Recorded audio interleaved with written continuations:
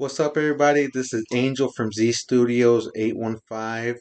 I'm helping to do a call for artists for a Latino art event right there at 317 Art Collective, Rockford, Illinois. It's called My Roots, My Wings. If you are a Latino artist 15 and up and you want to showcase your art at a fine art gallery, this is a good opportunity to do that. The submissions are September 24th, so get that in by then. Contact Nicole for more information. There will be a link in every episode until that art event happens down below in each podcast video. Thank you so much for listening, and let's get back to it. All right. What is it? What is that based off of? Like that spray can in your background? It looks like something like Oh, it's just a spray can monster I took a picture of. That's Yeah. dope. It Yeah, looks yeah. like fuck. I don't know why I can't put my finger on what it looks like. Man, I forgot. I know I did get It it looks from like the somewhere. fucking thing off I watch, man. I'm big on like I'm not. I wouldn't say I'm big on anime, but I love Yu Yu Hakusho. That's my favorite of all time. Like that's like all time, like hands down. Like of course I love Dragon Ball Z. Of course that's of course where it started. But Yu Yu Hakusho was like my favorite, and it looked like the fucking thing that used to follow Suzaku. Mm. I remember that show not too much, bro, because that one's an oldie, Yeah, it's my old as boy. fuck. It's Yeah, an oldie. yeah, it definitely is. Like, man, I'm an old soul, dude. Yeah, I'm an yeah, old young soul. Reese Morgan subscribed. I know Reese. Me and him are pretty tight.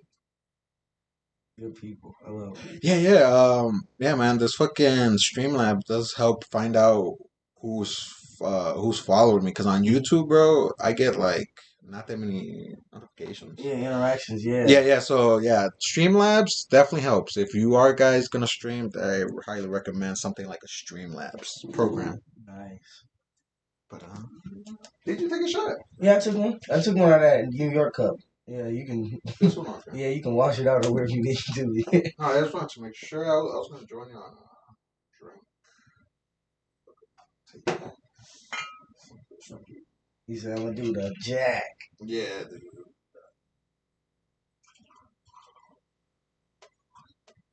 So, what inspires you to cut your hair?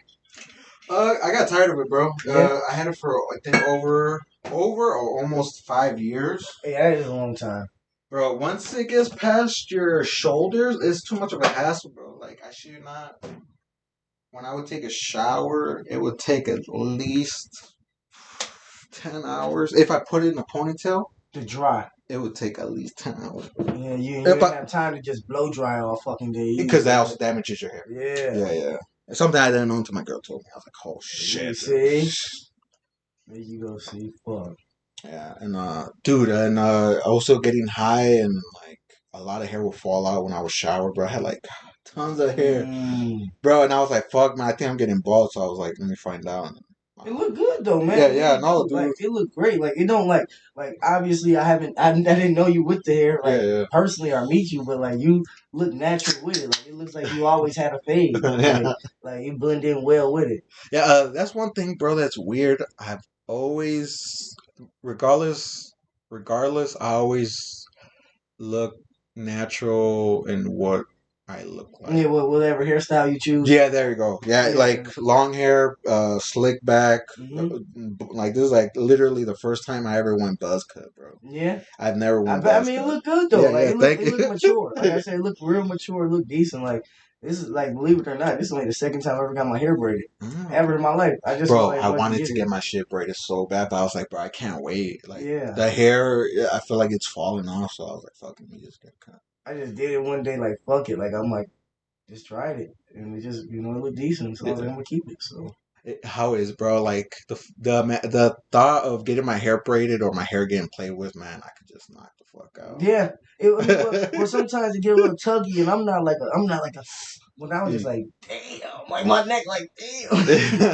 Just feel like the position's like, I'm like, all right, like once it would be over with, that was it. Like it wouldn't like hurt. It was just like once you like when she tugging on it, that's when you kind of feel like it getting tighter. But that's it. So like that's it was pretty good. Do you like them tight or is it just I mean, loose? they are like you would say like just tight enough. Like Okay. like if you tighten something, you don't want to strip it. Yeah, Like yeah, yeah. just enough. Like it's just right enough. I feel like I can like still like move my head and not be like, oh, that's too tight. Or Yeah, yeah, like yeah. if I do a certain facial expression, raise my eyebrows too much, like it don't feel too crazy. Okay, So yeah. But yeah, man. Yeah, man. This is how we basically start, man. I definitely want to thank everybody for checking out last week's previous guest, man. Today's guest, we have SJ Jenkins. I'm gonna call you SJ because that's hey, I appreciate yeah, it, man. yeah, That's why I go by so many aliases, man. Whichever one works. yeah. And yeah, if you don't mind telling us a few of them.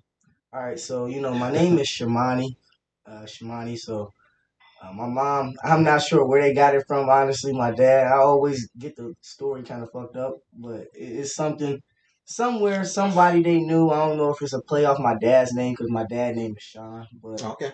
But growing up, my family mostly called me Mani. Just a short version of Shamani. They would call me Mani. So like I was always Mani to my granny or my mom and people like that. Mhm. And like as I got a little older, some people would still call me Mani, but like I'd say like a little bit after high school is when I started going by SJ more. Like hey, you can Okay. just call me SJ because I go to jobs and like I was working at UPS. Uh-huh. It was loud as fuck in there. Yeah. And like, hey, what's your name? Shamani. And they're like, huh? Like, and I'm like, Shama, huh? Like SJ, bro. Just call me SJ. Yeah. They're like, all right, and that's just how it rolled, like literally.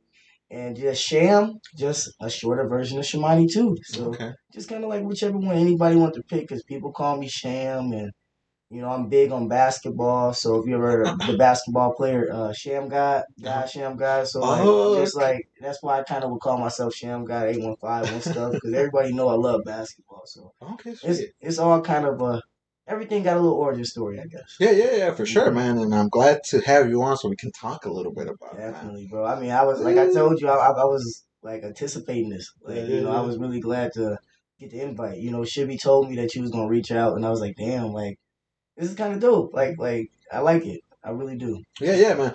But before we get any further, because we definitely got I think a few things to talk about. But if you can Mhm. look into the GoPro, bro, and plug whatever you What I want got people to going check on? out. Yeah, Yeah. yeah, whatever you like people to check out. So right now on Twitter, on Instagram, pretty much everything. My name is Sham Guy 815. So Guy 815. I'm sorry, I almost forgot to No, spell no, my that's shit. fine. And yeah, you can find me on Twitter and Instagram with that. Even on PlayStation Network too, if you want to get whooped, your ass whooped in 2K, anything, Ooh, yeah, So yeah, yeah, yeah. Sham Guy 815, and yeah, pretty much, man. That's all my plugs right now. We getting the podcast stuff together. You can follow SCP Productions, the Mm. Screw City podcast page, and we'll have more stuff on Yeah, yeah, for sure, man. And okay, sure, SJ. there. Yeah, okay, so for everybody's first episode, bro, I like to take it back hmm before we get into what you are doing right now or what you're gonna do. And usually I start off with where were you born, where were you grew up? Because if Right. if I'm wrong, definitely correct me, man. I do definitely get my information mixed up. Mhm. But you are, may I ask, you are from Chicago. No, I'm not. I'm not actually. Okay, But okay. no, it's good. But no, I'm from Iowa. I was born in Iowa. Oh, okay, okay. Waterloo, about 3.5 hours. You go down 20. You literally just go straight down 20 from like going towards Winnebago, Freeport area. Okay, You yeah. just ride down that highway and literally take the exit that says Waterloo. That's how you get there. Yeah, That was yeah. the first highway trip I ever went on by myself. So, but like Waterloo, Iowa, we lived there until I was about 2. So about Mm, 98, okay. we moved here. I was born in 96. I'm 26. So we moved here in 98. July of '98 to be exact, and Mm. I've been in Rockford ever since, man. This has been Okay. my home. I did move away in 2020. No, not 2020. I'm sorry, in 2018 to Okay. Charlotte. I went to Charlotte for 2 years and came back. Oh, So okay. yeah, I've been pretty much Rockford all my life. Okay. So And before you moved to Rockford, Why Rockford? Why Rockford? If you remember, I don't know. Right, Yeah, right, yeah, right. But yeah, I know, yeah, yeah, for yeah. sure. So my mom, crazy story, man. So my mom, she was born here in Rockford. Mm-hmm. So she was born here in Rockford, and so basically what happened was, what happened, just things happen. My mom and what happened with her biological mom, she was adopted. My mom was adopted Oh, by her grandmother on her dad's side, okay. which is my great grandmother. I just call her Ma. Oh, okay. So Yeah, yeah, that's yeah, Ma. yeah. And Ma, she adopted my mom, and she moved away to Iowa with my mom around 1980.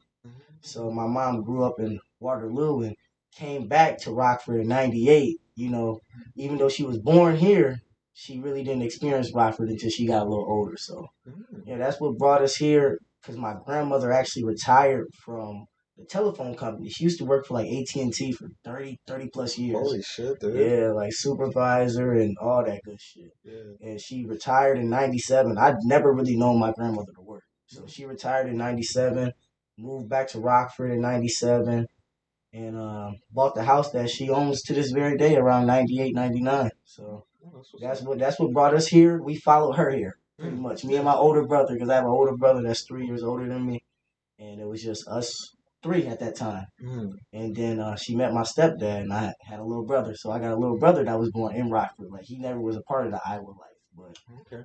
I don't even remember the Iowa life. So Oh, okay. 'Cause, yeah, yeah, that was my next question. Like, how do you remember Iowa? Is it like a big spot, a little spot? believe it or not, so Waterloo is like I'd say like 50, 60,000 people. It's not bigger, not nowhere near as big as Rockford, Oh, but okay, okay. vibes of it reminds me of Rockford. Like it's just Mm. just like just like how everybody kind of knows everybody, Oh, like okay. That around the okay. way, like it's only like one mall, it's Yeah. it's like just that like nicheness of like everybody knew my dad and knew my mom type Mm, shit. Like yeah. everybody like, oh, you this, you son, you Sean's son, you Jada's son, so like it was like one of those things you couldn't get away from, even if I didn't know these people. Mm. So, but like, which kind of makes me glad that I didn't grow up there, because I wouldn't want to just be known as somebody's kid. Like, oh, you're this Yeah, that's person's true, kid. bro. Like, Yeah. I'm big on having my own identity. Like just which is kind of cool. I don't want to segue off the too much, but like No, no, go ahead, bro. Yeah, yeah, yeah. that's just kind of how it's always been for me. My older brother, he again 3 years older than me. Me and him pretty much didn't go to school together until we were in high school. Okay. Like to where like pretty much he was like a junior and I was a freshman. Like that was pretty much the only way we went to school. We went to different elementary and middle school. So Mm. like I always was my own person. I never really was like, oh, you're this person's brother or you're this person's cousin. Like no, like everybody just knew me for me. Ah, lucky, So lucky, bro. right. Cause me, bro. I definitely had a cousin who was well known as an Mm-hmm. artist, and obviously my family's an artist, Right. art family. Right. So every time I would hang out with him, they always saw me as my cousin's little cousin. You Yeah. know, and like, don't get me wrong, it's cool because he definitely has name. He definitely Has a has name. Yeah. he has weight behind his name or whatever, however you want to put it. Mm-hmm. And but the at first it was cool, but then after a while I'm like, bro, I don't want to Yeah. be somebody's Yeah. little cousin. I want to be my own dude. I want to be that guy, my own guy. You know? Yeah, because I mean, in high school, again, I'm a freshman. I'm 14 at this point. I've Yeah. met different people. People know me for me. Mm-hmm. I go to high school, they're like, "Oh, you little Deshaun." I'm like, "What the fuck?" I'm like, "What is?" I'm like, "No, I'm me." Like, Yeah, they're like, yeah, yeah, don't. I'm like, "Please don't do that to me." yeah, yeah. I'm like, "Don't box me in as just somebody's brother or somebody's relative or just this one person." I'm like, "Nah, I didn't." Like even though I love my brother, of Yeah, course, yeah, ain't yeah, nothing yeah, crazy, but it's just like, hey, bro, like just like we our own people, yeah, yeah, for like sure, yeah. so. Cause yeah, man, I remember my cousin being like he was a tattoo artist that was amazing. Mm-hmm. And then when I would get compared to him, like, oh, you're gonna tattoo as well, so follow Yeah, the family tree and stuff. I right. was like, I don't know, man. Tattooing's not my thing. You putting too much pressure on me now. Yeah, Yeah, it's yeah, like yeah, I'm like, hey, I'm just like, yeah, that we don't got to follow the same path, yeah. We really don't. Yeah, yeah, yeah. right? But yeah, man, that's kind of like a gist of where my family is from, kind of, Yeah. well, how we landed here. And but I still want to get back to that. But I definitely do want to keep talking about this. I don't know what you want to call it, undershadowing. But Yeah.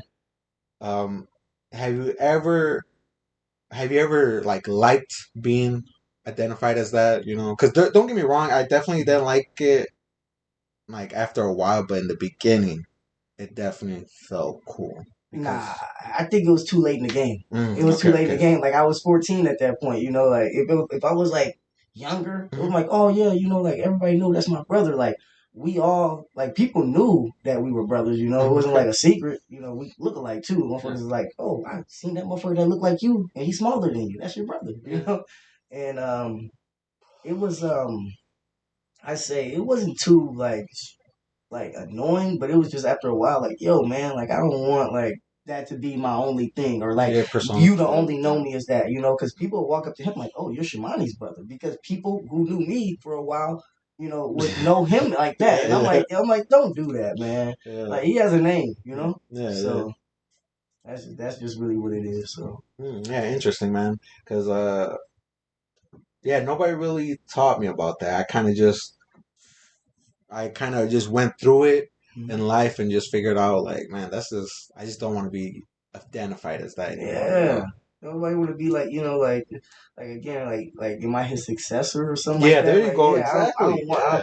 like, nah, like, you know, we all gonna walk our own paths, you Yeah. know, and Yeah. like and anybody who really ever known me and you know, like just people I've been around, just like my brothers, we all like we're the same, we're one and the same. Don't get me wrong, but we're different. Like Yeah. certain things that I've done and certain things my brother won't do. Like my brother won't be at the Aerocon watching somebody perform. Mm, That's just not what he is. He's a family man. He's gonna be at home. yeah. You Yeah. know, like Yeah. my little brother probably won't do the same. Like that's me. I'm that brother out of the bunch. You know, Mhm. so like I've always been the one that's been like willing to step out, try something new, go somewhere else. You know, do something I've Okay. never done Okay. before. So Yeah.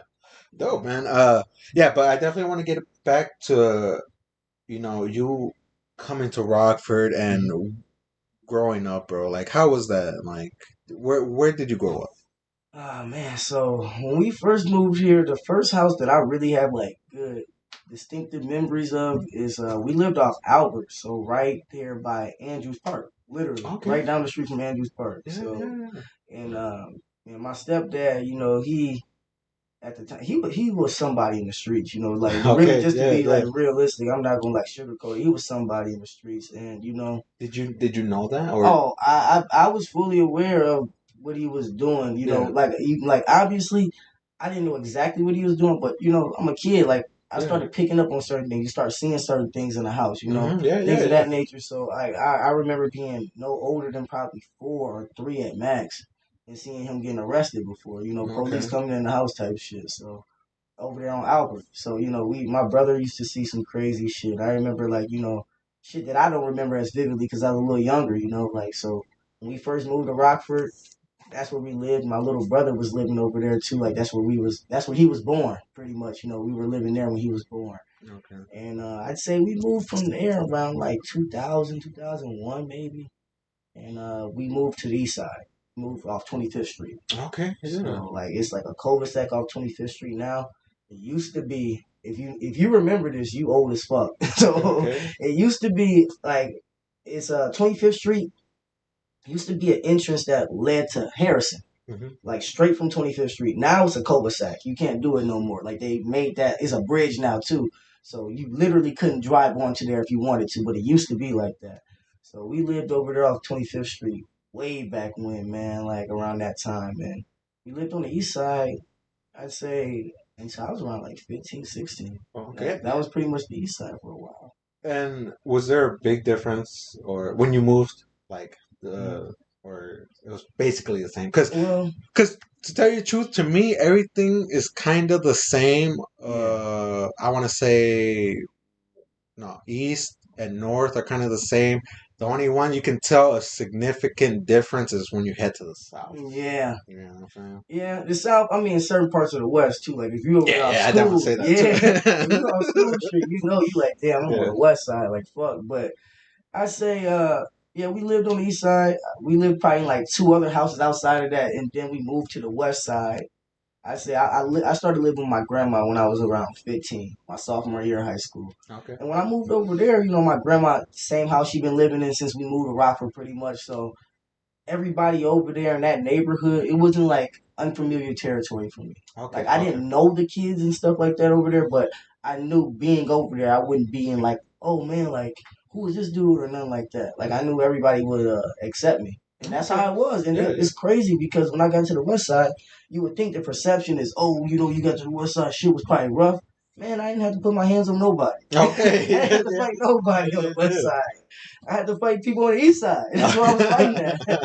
Yeah, yeah, So yeah. it just seemed like it was cool over there, man. Like I said, like all the violent stories in my little niche neighborhood, it'd be cool, man. Like the Yeah. neighbor to the right of me, I've been knowing him for 20 years, and the guy across the street been knowing him for 15, 20 years. My grandpa went to school with one of the guys across the street, so it's like everybody is like we known each other for a while. Yeah, Like yeah. we wave at each other. It's that fucking cliche neighbor shit, Okay, yeah, legitimately. yeah, yeah. So it's cool, man. Yeah, that's what's up, man. Like here, bro, man, I don't know. There's something about this block Hmm. specifically where a lot of shit does not happen, bro. But Right. once you cross the street over, apparently there be shootings, there be like Hmm. motherfuckers burning their tires, bro. Right. I'm like, You hear it from here, like it's not this little block, right? Like it's like in a dome over here or something like that. bro, like yeah, and that brings me to like, because I assume like the South and the West, bro, like Hmm. shit's going on every day at Yeah, least, yeah. you know. I mean, shit going on everywhere. Yeah, yeah, Yeah. true, true, true. Hmm. And I mean, me, bro, I didn't really see that here, right? This area, but Hmm. in high school, I went to Auburn, which I Right. was supposed to go to Jefferson, but a lot of my boys and people were going to Auburn. So And you was man, like, fuck yeah, bro, I it. joined the ROTC, and then Yeah. I, Found your way there. yeah, yeah, and bro, So, no, you're good, bro. Fucking, it was just different, bro. So I definitely somewhat seen the culture over there. I know it'd be cracking. And I know there definitely be there's spots. I think right yeah. that are definitely Like stay away zones. Yeah. stay away, and there's also spots that are like they're actually nurturing or Yeah, they cool over here. If yeah, you like how do you say it, like when you want to bring somebody in, yeah, that welcoming. Well, welcoming. yeah, Yeah, yeah, you're yeah, right. yeah, Yeah. yeah. And and that's what it is. A lot of places, like, you would get the perception, like, oh man, don't go over here, it's bad, Yeah, or yeah, no, yeah. like, honestly, like, people be like, oh, the one on the west side is the worst one, or something like that. I'm like, man, I love to catch off West State. They do me good every Yeah, time yeah, I go there. Like, they don't treat me bad. They talk to me nice. I'm like, yeah. I go to the fucking Citgo over there across the street from Auburn Manor. They Mhm. treat me good. Yeah, Like, hey, what's up, bro? How you doing? yeah. Like, we have little conversations about nothing. Literally, and I'm like, and that's the type of shit that I value. Like, Hmm. people don't realize that. Like, oh, like I know people who live in Rockford right now who legitimately haven't been to the West Side in years. They're like, oh, I've been I'm to the one West of them. Side in this many years, and I don't blame you. Yeah, yeah. What is there to do on the West Side, right? Everything. Correct me if I'm wrong, but a Mm-hmm. lot of shit closes a lot earlier. Earlier, right? And it's just like it's nothing like attractive over there, right? Like Hmm. let's say a nephew or a cousin that play football, basketball, or something like that at Auburn. You'll be going to a game, but like that's only during the fucking school year. Hmm. Yeah, yeah, So that's true. it's like nobody's really like looking to go on the West Side for much. And I feel like what they're trying to rebuild West State right now. Oh, I So seen that, bro. It looks nice, bro. It yeah, definitely looks clean, and that's what clean I'm as fuck. saying. That's like the regentrification coming back into the city. Like the city, Mm. they're trying to build it back up. There's a lot of shit going on in the city. You can just see that they're building towards trying to make shit better, But Yeah, like it's just a lot of shit that's going on. It's hard to prevent everything when you're trying to do shit too. It's like you can't turn everything off. yeah, So that's true. I mean, again, bro, I don't be out there like in the streets like that, hmm but I definitely do see it on the news, yeah, Facebook posts, yeah. and shit like that, man. But so I mean, and then just correct me, man. Mhm. But you feel like the upgrades aren't really?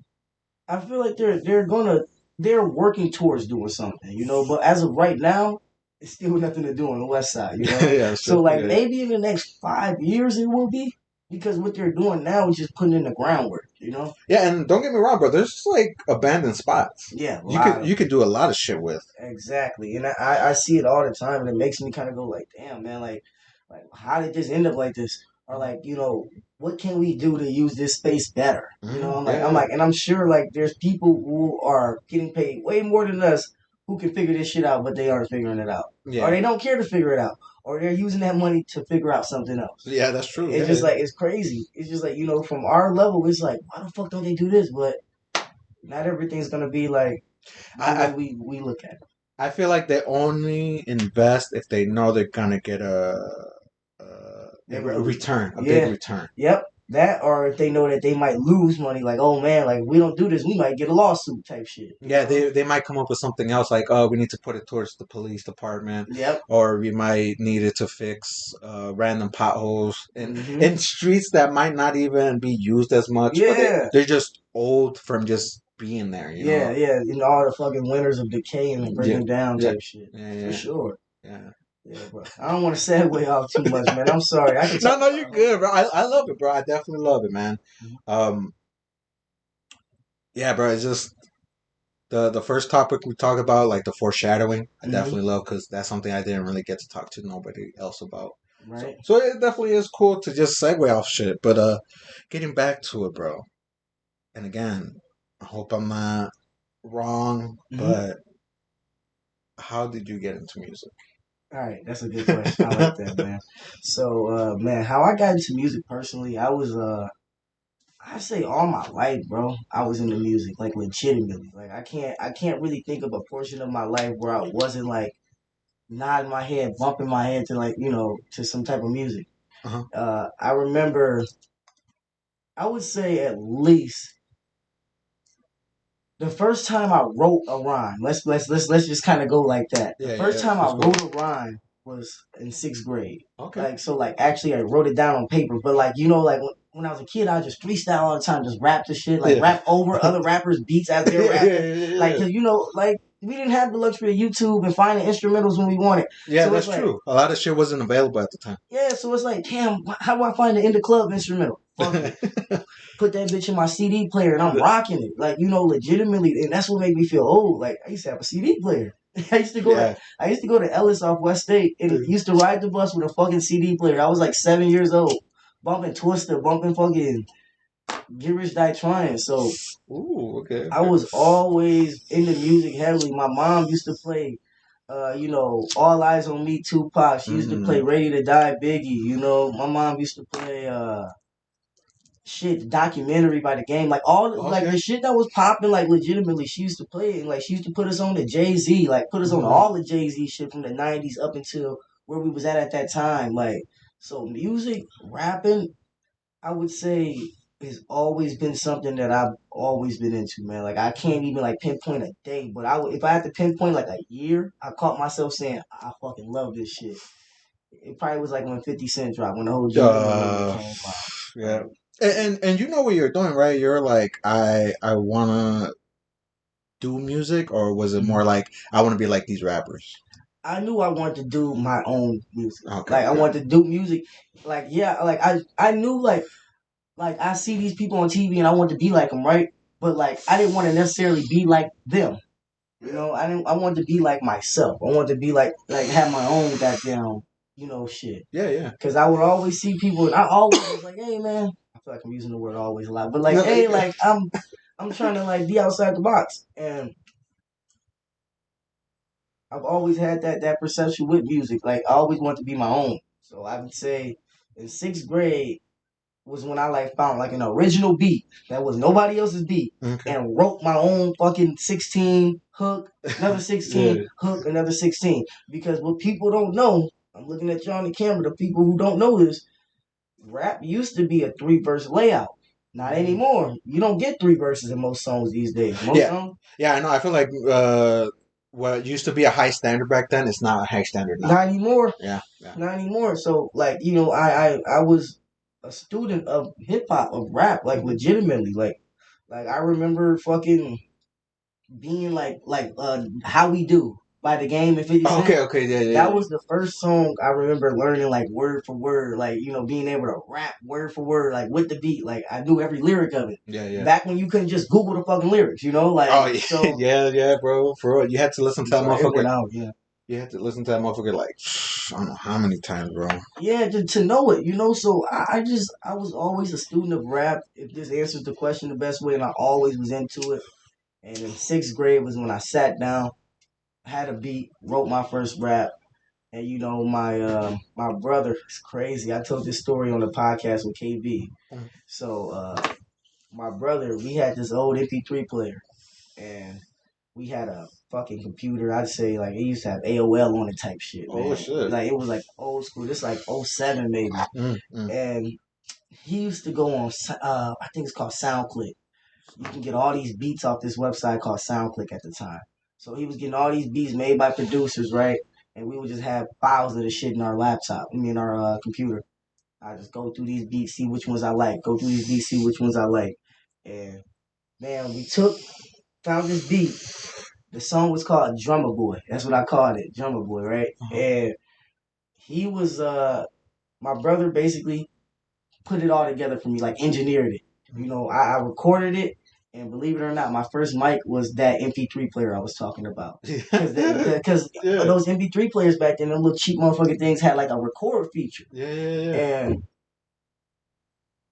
that record feature, that shit was like, we would take the record file and we would put it onto the beat. And that's how we made our first music, like literally. So it would be the beat on one file and the music on one. We had to link it up to make it like the exact, like, where I started at. Yeah. So we would literally be taking our time trying to like, all right, I line it up. This is where I started. This is where the beat started. This is where I started. And that used to be so hard because the shit wasn't recorded at the same time. Like it was different. Like I would be recording and the instrumental would be in my headphone, and it was like the most simply organic way to do this shit. Like it was literally like, I don't know, like it didn't take a scientist to do it. Like we were just fucking kids who didn't know shit about nothing, and we were able to do that, Yeah. And I mean, don't get me wrong, bro. It definitely was. It's not easy neither, bro. Like you definitely had to be somewhat really invested into music or audio. Yeah, and savvy. And my brother, my older brother, again, I keep mentioning him, but this motherfucker was savvy. Like book smart.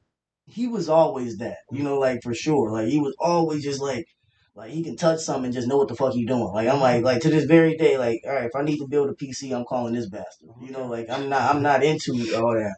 So your brother's like really tech savvy. I would say, yeah, way more than me. I mean, that really does help, bro. Making music or being into the that creator aspect, because like me creating this podcast, I need to know technology. I need to know my computers. I need to know my programs in order to at least give a decent visual podcast or whatever you want to call it. Yeah, and that's key. Cause my brother, he makes beats. He's hands on with a lot of that shit. So he's been doing it for years, And as for me, I'm like I was just a rapper. Like just let me rap, just let me be lyrical, just let me do the studying of the history of rap, learn more. Like that's what I want to do. And that's like that was our dynamic for a while. I just rapped and he did everything else to help me rap. Okay. Just kind of like help me. Oh yeah, I'll record you. Oh yeah, like I'll be the engineer. I'll learn how to make beats, and everything. So, yeah, I would say. So did he go into music first, and then, or did you follow?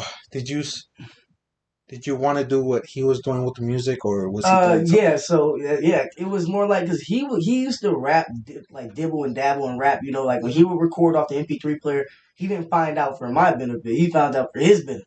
Okay. He was recording himself. Yeah. And it was like, all right, he rapped, but he just knew. My brother never been somebody who wants to be in front. Like he never been somebody who wants to be known or things of that nature. Like he's always been a background guy. That's dope. Yeah, same here, bro. I mean, don't get me wrong. This YouTube is because I know how I see it. I can't just be in the background. I got to be the face of this. Right. Like anything else, I like to be the back. Yeah, you want to be chilling, and and that's not to say that I want to be in front, but it's like, hey, like that's just always been our dynamic. I've always been the more. If you want to put us in roles, if you know who I'm talking about, like Birdman and his brother, his brother, I can't think of his brother's name right, Slim. Okay. So Slim is more the reserved one, the chill one, the one you don't see, but you always see Birdman with Lil Wayne. Yeah. But Slim run Cash Money too, just like Birdman. Yeah, see, and I wouldn't have known that unless you would have told You me. just But said that, yeah, right? yeah, Yeah. because I know Birdman more than the Slim. I Yeah, thought, Slim in the yeah. background. That's his brother. That's his older brother. A lot of people don't know that though. And like it's Ooh. just like that's just like how my older brother is. Like he just like he like people know him. It's not like he not like people don't know who he is, but he just like people ask me, hey, where your brother at? Oh, you know where he at? He at the house. Yeah, yeah, That's yeah, just yeah. that's just what it is. Yeah, yeah. Usually that'll be a response from me too, bro. Like, yep, no issue. But yeah, I would say that's what got me into rapping for sure. Yeah, and I definitely want to bring it back, man. So when was the first time did you even hear music? Who brought it to you? Your mom, your stepdad, I your would brother? definitely probably say my mom because my mom was like she loved Mary J. Blige. Okay, okay. She She loved ain't playing, bro. fucking R. Kelly. Jesus Christ, Yeah. she loved Keith Sweat. Usually people like that, my sisters brought those around my ear. But Hmm. the old schools like the Rick James, the fucking Yeah. Bobby no fuck James Who? Brown, Hmm. fucking the Temptations, great band, Yeah, Zapp the and Gap Roger. Band. Yeah, Yeah, yeah, the yeah, Gap band, there you go. yeah. That was all my dad, old school shit like that. And a lot of the new school shit like Mac Miller, Hmm. fucking Logic, Right. Kendrick Lamar, bro. That's all Right. shit I discovered. So my taste Yeah. is all over. So I definitely fuck with that. But now, who's the person you listen to that Excuse made you want to try it in a way? Because, bro, and I hope I'm not kissing ass, bro. Definitely correct me, man. Like, I feel like you grab inspiration from what's it called?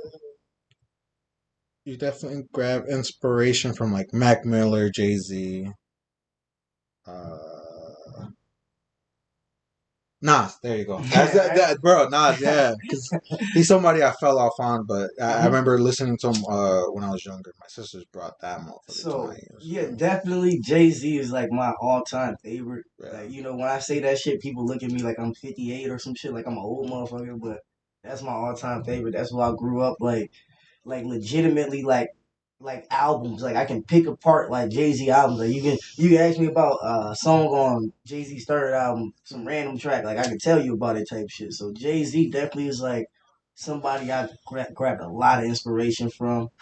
But early on, I would say the rapper that made me go like, ooh, like I'm trying to like really be like him subconsciously without knowing it. Lil Wayne, Yeah, Lil Wayne yeah, is the yeah, rapper that like I feel like, bro. Like when he blew up, it was a big game changer. yeah, It was a big game changer to artists like, not trying to diss or nothing, but like hmm Snoop Dogg, fucking uh, Eminem. I hmm I believe, uh, man, older artists at that point. right, Once Lil Wayne came out, he changed the game because I felt like Lil Wayne birthed the era we listened to. now Yeah, he did, yeah. he did. He's very responsible for a lot of that we see today.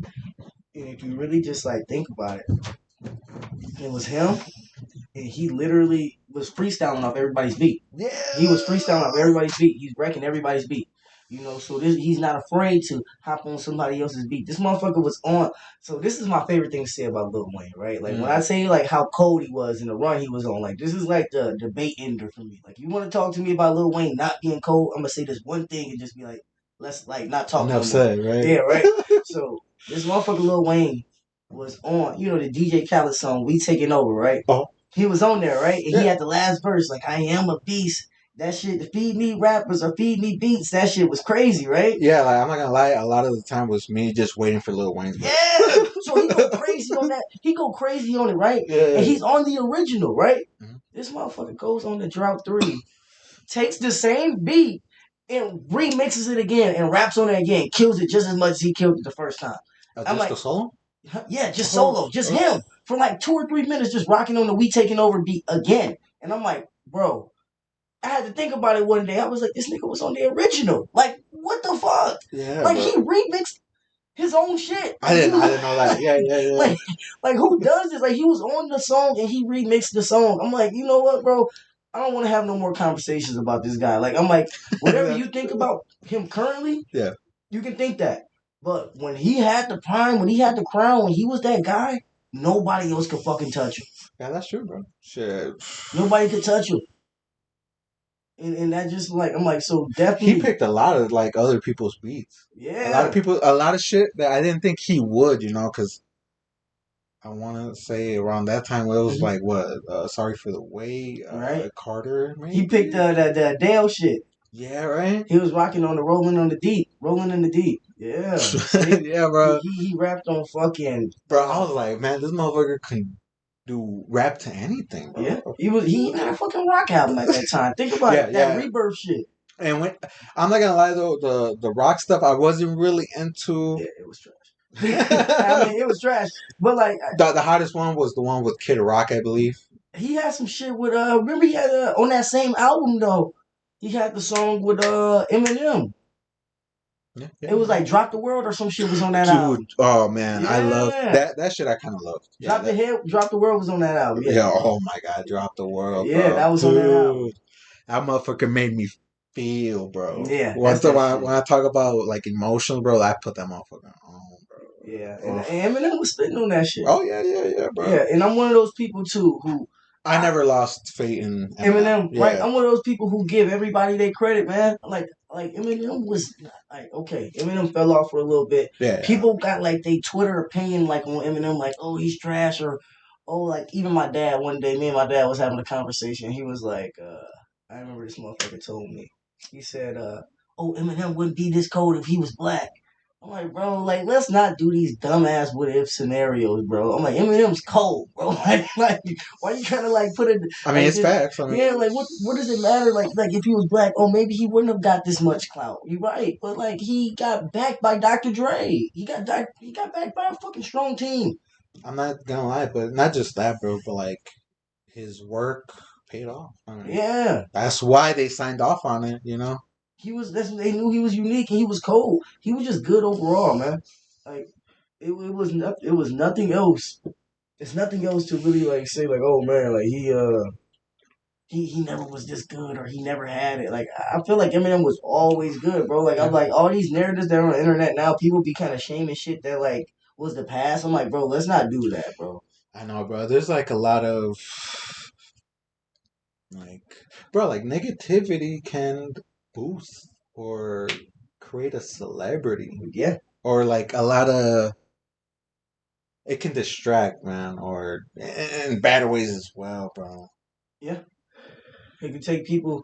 It can take people's focus off, man. Like a lot of people just I don't know, man. They sometimes they take it too seriously too. You Hmm. know, like sometimes the criticism is just a criticism. Like I feel like a guy like Eminem, like you think he legit like gonna take some offense to like the game saying that he trash or some shit like that because that's like that was it was floating around on YouTube and shit for like a month or so talking about Eminem was trash or I would watch Eminem in the verses and all this shit. I'm Yeah, like, yeah, okay, bro, like you can think that, but people know Eminem is nice, bro. Like yeah, yeah. you can try to put this narrative out there to try to make me go, oh yeah, Eminem's trash. And No, like they pull a narrative on like for something that's an opinion, bro. yeah, Like, and that's just crazy, man. And again, mm-hmm. segueing, but yeah, man. What was your favorite genre Genre, of music? man. You know that's a good question too because it's always a debate to me because if you like if anybody who knows me, if you get in my car, right, like playing music wise, I won't even know what to play these days. Like especially when I'm Yeah, around people. yeah. I don't either. Nowadays, I'm I, like fucking lost, I bro. don't know what to play around people, right? So when anybody get in my car, usually I'm not gonna lie, I'm a big NBA guy. I watch a lot of NBA. I'm like all about basketball type shit. So like Okay. everybody know when they get in my car, I'm bumping NBA radio. Like I'm always listening to the fucking NBA news, right? But besides that, like if I'm just riding, if I'm not thinking of some like old school, more like old school rap, like some shit like from the '90s or some shit that I grew up on or some shit that I probably just caught an eye to that's old. Hmm. Like, like MF Doom, I never listened to him until like after he passed away type shit. So Same here. like I like caught on to some people later, so it's just like I'll be in the car like listening to some older shit And a lot of it, I like listening to a lot of R&B, man. Like a lot of older shit, no matter what it is. Like Okay, it's yeah, just yeah, it's a mix, man. But like the newer R&B, I just never got into it as much because it's not that it's not good, but it's just like I don't have like an ear for it. yeah. And I'm like, maybe that's just me not wanting to fucking dance, being a dinosaur. Like, I'm only 25, 26, and I'm fucking acting like it's no more R&B left. I'm Yeah. like, I was not even of age when half of that shit was rocking. So it's Yeah. just like, it's of course it's good shit out there now, but I'm just not looking for it as much as I should be. Yeah, yeah, same here, bro. When I was growing up, when I would listen to R&B, I wasn't really into it, bro. It seemed a Mhm. little weird to me. Right? But don't get me wrong, there is some people that I do remember doing it, like R. Kelly and Mm-hmm. Usher was rocking back in the day. Usher. Fucking, He was they the just did man. a battle. Usher and no, you talking about Marion and them motherfuckers? Yeah, Yeah, Mario and them. bro. Yeah, they did the verses. Yeah. Bro, like I looked at that, I was like, "What is that true, bro? You think Mm-hmm. people are just blowing that out of proportion? That they were really like they don't got no type of vocals." Oh no! Did you see it? Yeah, I Yeah, said no, they didn't have not the whole thing, not the whole thing, just man, the clips. man. They were losing it. They didn't look good, dude.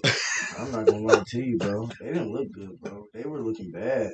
They was looking Dude. fucked up. I mean, like I just feel like as a rapper, like that's one thing. Like I'm like not saying like ooh me as a rapper, but just overall as a rapper. Mhm. Like the worst thing you got to deal with is not knowing your lyrics. Yeah, Like your voice not being on. Like that's like a whole nother thing. Like that's something that an R&B act only got to worry about. Like yeah, dude. or like or any like screamo or anything whatever you into. But like a rapper, usually their delivery be smooth, or some people kind of got a higher delivery, or some people kind of scream at the mic.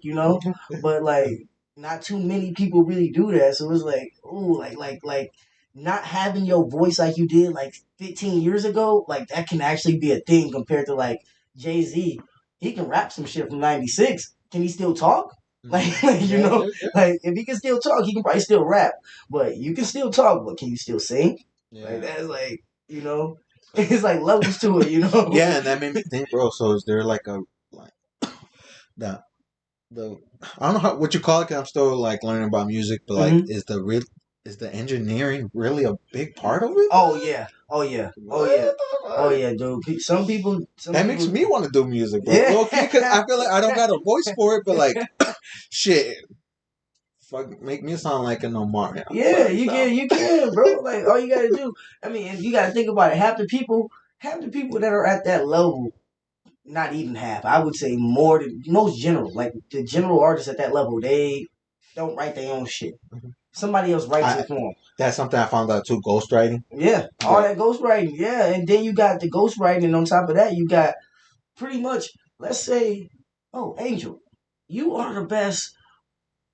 You look, I can put you in a fucking button up and you look like a real Mexican. Like you look like the best Mexican artist that we Yeah, got, yeah, right? yeah. So like you dress up like that and it's just like, now I give you these lyrics. You rap these lyrics. And you like, You can really make your own puppet, yeah, bro. like make Yeah, that's what they call industry plants, and that's yeah, what it is. And yeah. like you're like, oh hey, let's Omarion, let's take that little dancing TikTok boy. Hmm. He fucking he's cold, he's nice. Let's take him.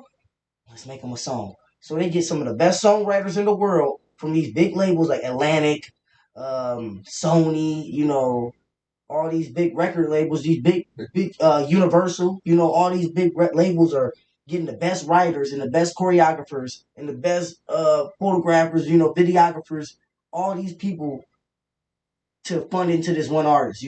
And this artist don't got to do shit, but just perform the song and do the dance moves. Yeah. Not saying shit, but that's why a lot of these artists being fucked up deals. Mhm. Because look at how much a label would do for an artist. Yeah, but I feel like being on the label is not cool anymore. It's not. It's not. I wouldn't want to be, and that's crazy. I've been saying Right? this. Like being embarrassed to be like, yeah, I'm on the label. Yeah, like Unless it's something cool, like Atlantic or Death mhm, Row, Def Jam.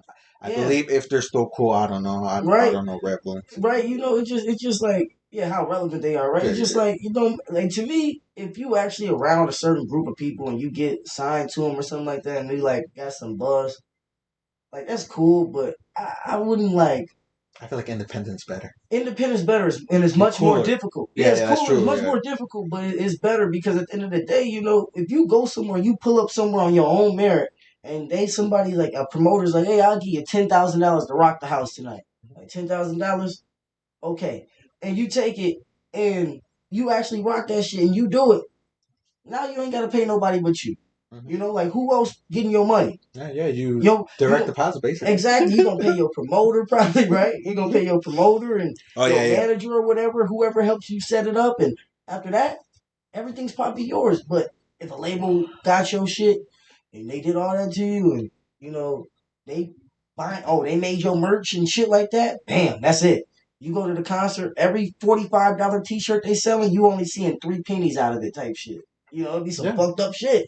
And like Some people, spots, I some spots may even charge artists, yeah, stage time. yep, yep, and that's what I'm saying. They'll get charged like what? Like yeah, like oh yeah, and you $50 for a bottle of water.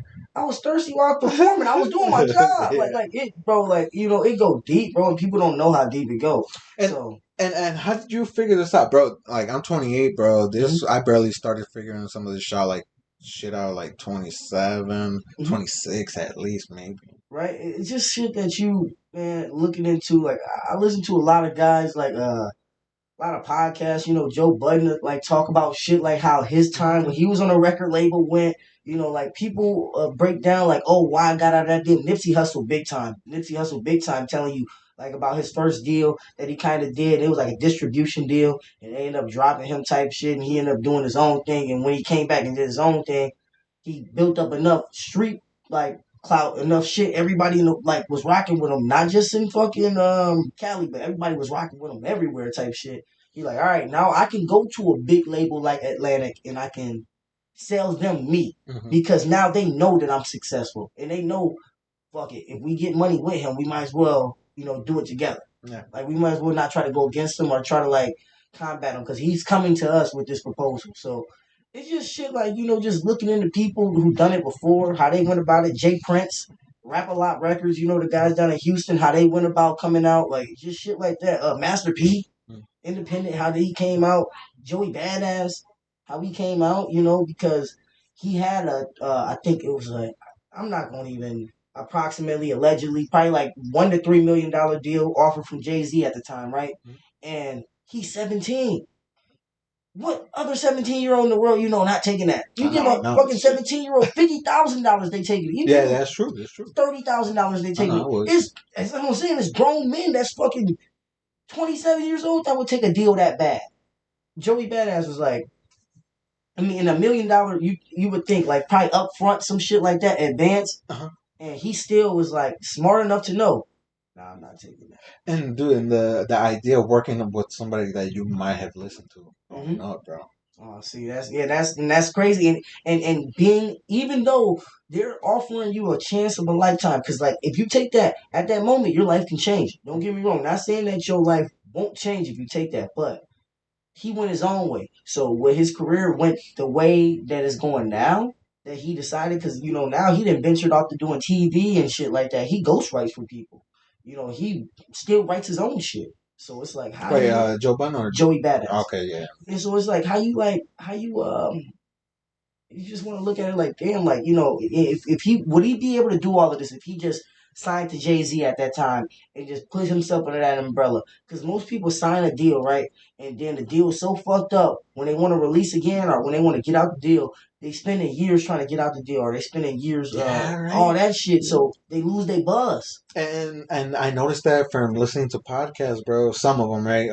Like No Jumper, Off the Record. Yep.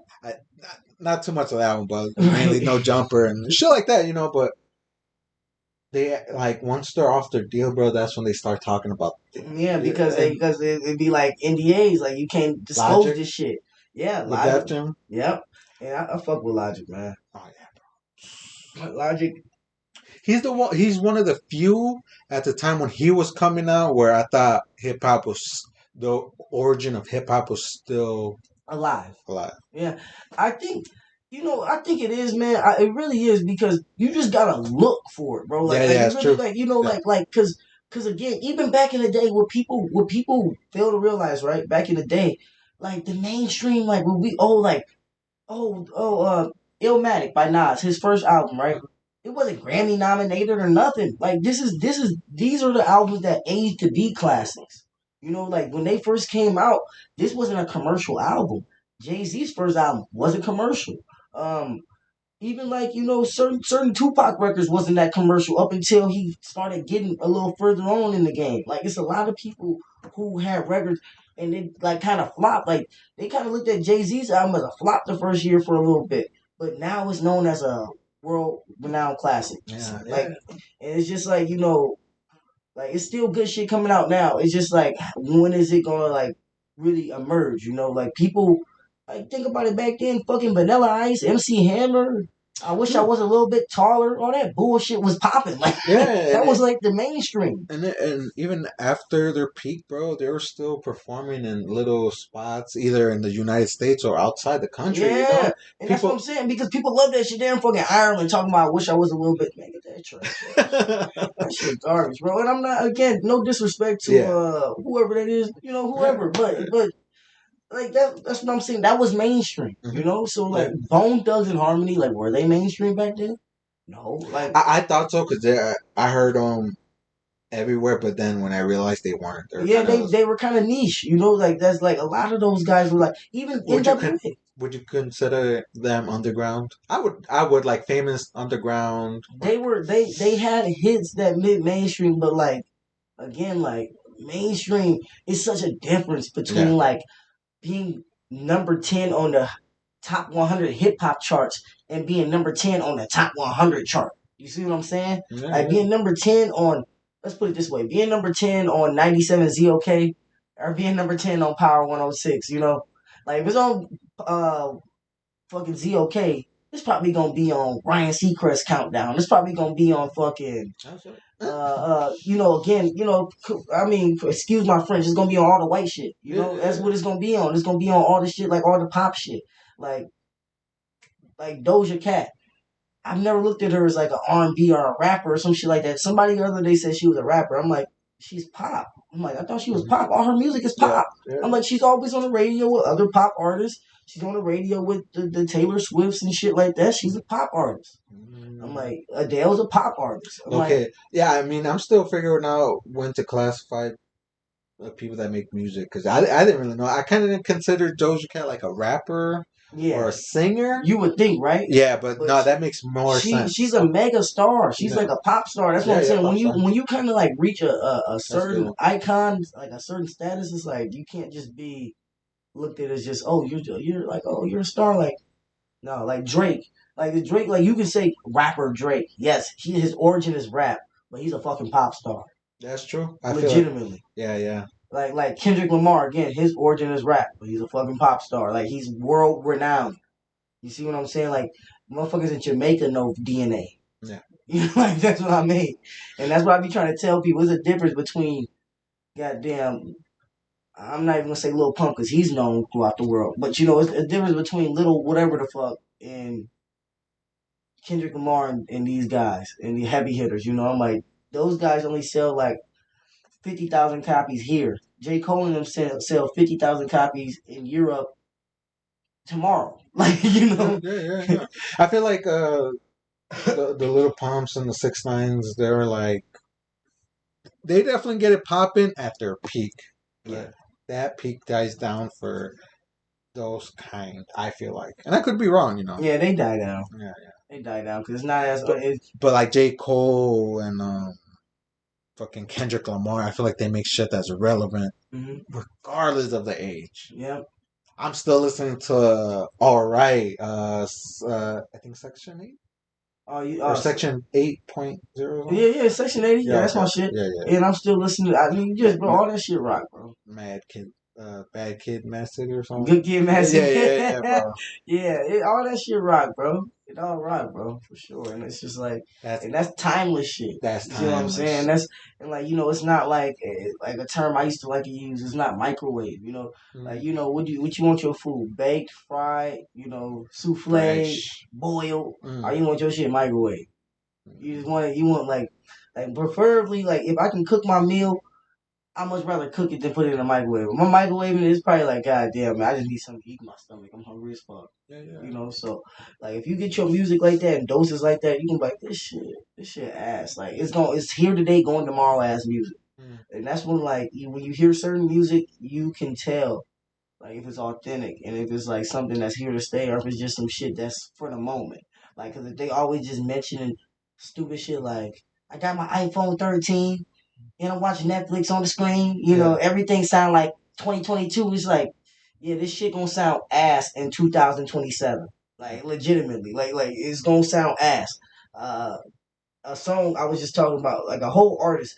Like you probably not into these people, but again, artist. His name was Kid Ink. Out of fucking Yeah, yeah, yeah, yeah. Kid I Ink. know. Yeah, Kid Ink was hard, right? yeah. Kid Ink was hard in 2012. You listen to Kid Ink in 2022, that shit is ass because that's not how rap is no more. Like that's how rap was in 2012. So it's like okay, it sounds good in 2012 and 2013, but rap don't sound like that no more. So it sound kind of ass. But that's not me disrespecting its moment in time. But when he was making that shit, it was microwave shit. He wasn't making it with intent like, oh, he's like, oh, this gonna be a hit or this gonna be a banger. You sometimes you just gotta make shit with intent for it to be what you want it to be instead for it's gonna be a banger. Okay, it might not. So now it didn't bang, and now 6 years later, people look at this song and it's trash as fuck. It's horrible because it aged like shit. It just do like certain music don't age well, you know. Like Dude, this is fucking crazy, bro. We just went through the fucking music industry. yeah, it just don't age well, bro. No, and it's dope to talk about because, man, again, I talk to artists, bro, and like it's just interesting talking to them and how that's his own world, you know. Like Yeah, it's still art. I really consider it like uh sound art, yeah, and bro, yeah. it's his own world, bro. Its own thing, bro. So it's always interesting talking It's about it. yeah, so many crooks like it's and that's why I like kind of chose to be like I don't know like what more questions you have about this, but that's like kind of why I kind of chose to step away from music as much. Yeah, I wanted to. I'm not gonna lie. The whole time I was trying to ask how to put it. Yeah, Yeah, like how to put it. So rapping, man, I love it. Like you know, yeah. if somebody asked me to be on a song, like if Zig or anybody asked me to be on a song, I could write a verse. Like it's not something. It's an ability that I won't lose. You know, Okay, like okay. legitimately, I'm like, cause I can rap. Like that's just like I'm not gonna. That's not me boasting, but that's just anybody who knows me know I can put words together. You Yeah, know, yeah. Definitely check them so out, man. I hope you don't mind if I put the fucking yeah, SoundCloud and the. yeah, you can put that shit out there, you know. But like, it's just like to me, I woke up after a while. I say it was like when I moved to Charlotte around Mhm. that time. I wasn't waking up. Yeah, No, no, yeah, I know that yeah. kind of distracts you, but I we're know still it going. Yeah, is. yeah, We yeah, good. yeah, And yeah. no, he I said he I didn't wake up and have the same passion for rap like I used to, or writing, or recording, or May I ask though, like, was it like a slow build up, or you just didn't see the reaction you thought you were gonna have doing it? If you don't mind it me asking that. it wasn't even other people's reaction or like fanfare or anything like that. Mhm. It was me. It was like I knew I wasn't into it as much as I used to be. Like Was it right away or like after a while? it was gradually, and I think recently, like it really came to a head like earlier this year where I was like, I will rap if somebody asks me to rap. I'm not afraid to rap. If somebody wants me to get on their song, I will. But I'm not like actively looking to make raps anymore at the moment. You know, I'm not gonna say anymore, but at the moment, that's Mhm. just not what I'm looking to do because it's just not my heart's not in it. You know, like I used to wake up and like how somebody who shoots basketball Mhm. or works out, like they pump iron, you know, weekly, daily, you Yeah. know, or like 2 or 3 days out of the week, 4 or 3, you know, like whatever the fuck schedule they on. Like people who shoot hoops, they go so many times a week. I wasn't doing that with my craft like I should have been. Mm. And when you don't do that, like you don't fall in love. Like I didn't have nothing else to fall in love with. I was so busy looking at my old shit, all my old raps, and I'm like, damn, like I want to get rid of these. You know, so it's like, why should I write more? And then when I would write more, it's like, okay, like I'm just stockpiling more raps. And then when I would go do it, it just again didn't feel the same, man. And then the industry, the whole rap sphere changed. Mhm. Like the whole sphere of rap changed from when I really first started doing it. It was a mixtape based like You did mixtape? that's what I'm saying. Like that was like what I like. That's what I was trying to rap. Like when it was a Yeah. mixtape base, like that piff. Like when people used to get all their music from that piff, and like that's the era Yeah. that I come from. Like I Yeah. wanted to rap like that, like freestyle off other niggas' beats, like shit like that. Like that's the rap that I love. Like bars. Like I didn't want structure always having hooks. Mm. You know, I'm not no fucking again, like if I rap, I want you to hear what I'm talking about, Yeah, yeah, not yeah. always be looped into some catchy shit. You know, not saying that hooks always are bad, but it's just like that wasn't me, and I just want to. I don't know if you know, but I don't know if I said this, but yeah, I checked out your music. That's why I Yeah, said the SoundCloud. right, Yeah, yeah, yeah, that's what's up. bro, dude, you definitely like. I feel like, and again, if I'm blowing smoke too much smoke up your ass, stop me at any time. Right, But dude, I feel like you definitely got it or got something, because you definitely yeah, got bars, man. I appreciate it. I You, appreciate it because I even got shit with Zig within the last year off Tales of the North, you know. So it's like I love rapping legitimately, but I just never like want to be like, hey, check out my rap. Like I'm not somebody who wants to like I'm one of those interesting. people who is as You just want to put it out there, and if it goes, it goes. yeah, I like talking to I people. like saying I'm that. not like bad at talking to people. I can network myself, but I never was like when I first met people, hey, I'm a rapper. That was never like my Yeah, first yeah, thing because I just never was that type of guy. Like it's I don't know if it was like a humble thing or it was just like a thing that I did. And I just so many people say that they rap. You know how many fucking dumbasses I know that say that they rap? Like no disrespect, yeah, like no disrespect. You know what? No, all disrespect. They're yeah, dumb, and yeah. they just think, oh, I rap, or they just fucking hop on a ass track. Oh yeah, I rap, or oh this is what I do. Oh yeah, this is my craft. Bro, no, it's not. Like you're not serious about it. You don't know nothing about it. You don't know nothing about music. Like I can sit up here and tell you about the plants, all of this shit. Like the structures of music, how shit came out, the backgrounds of music. Like people can't even do this and they call themselves rappers. I'm like, Yeah, how do right. you not know about your craft and you call yourself a rapper? Dude, You I just feel like you gotta know a couple shit before you can you call gotta yourself a music that's anything. that's what I'm saying. Study the legends, study, have respect for the people who did it before. Pay homage, Yeah, like yeah. and people don't know none of that. They just hop on the track and they just fucking see NBA Youngboy or Chief Keef, and they're like, "That's who I want to be," and they try to imitate them as best as they can. Yeah, And I'm bro, like, that's the "That's worst thing to yeah, that's do, ass." I'm like, "You bro. have no originality. Be Yeah. yourself. Who are you? Show me Quentin. Don't show me Q Rich. Like you being too Q Rich on the track. Like yes, you gotta have a persona like a wrestler, but you gotta do it the right way.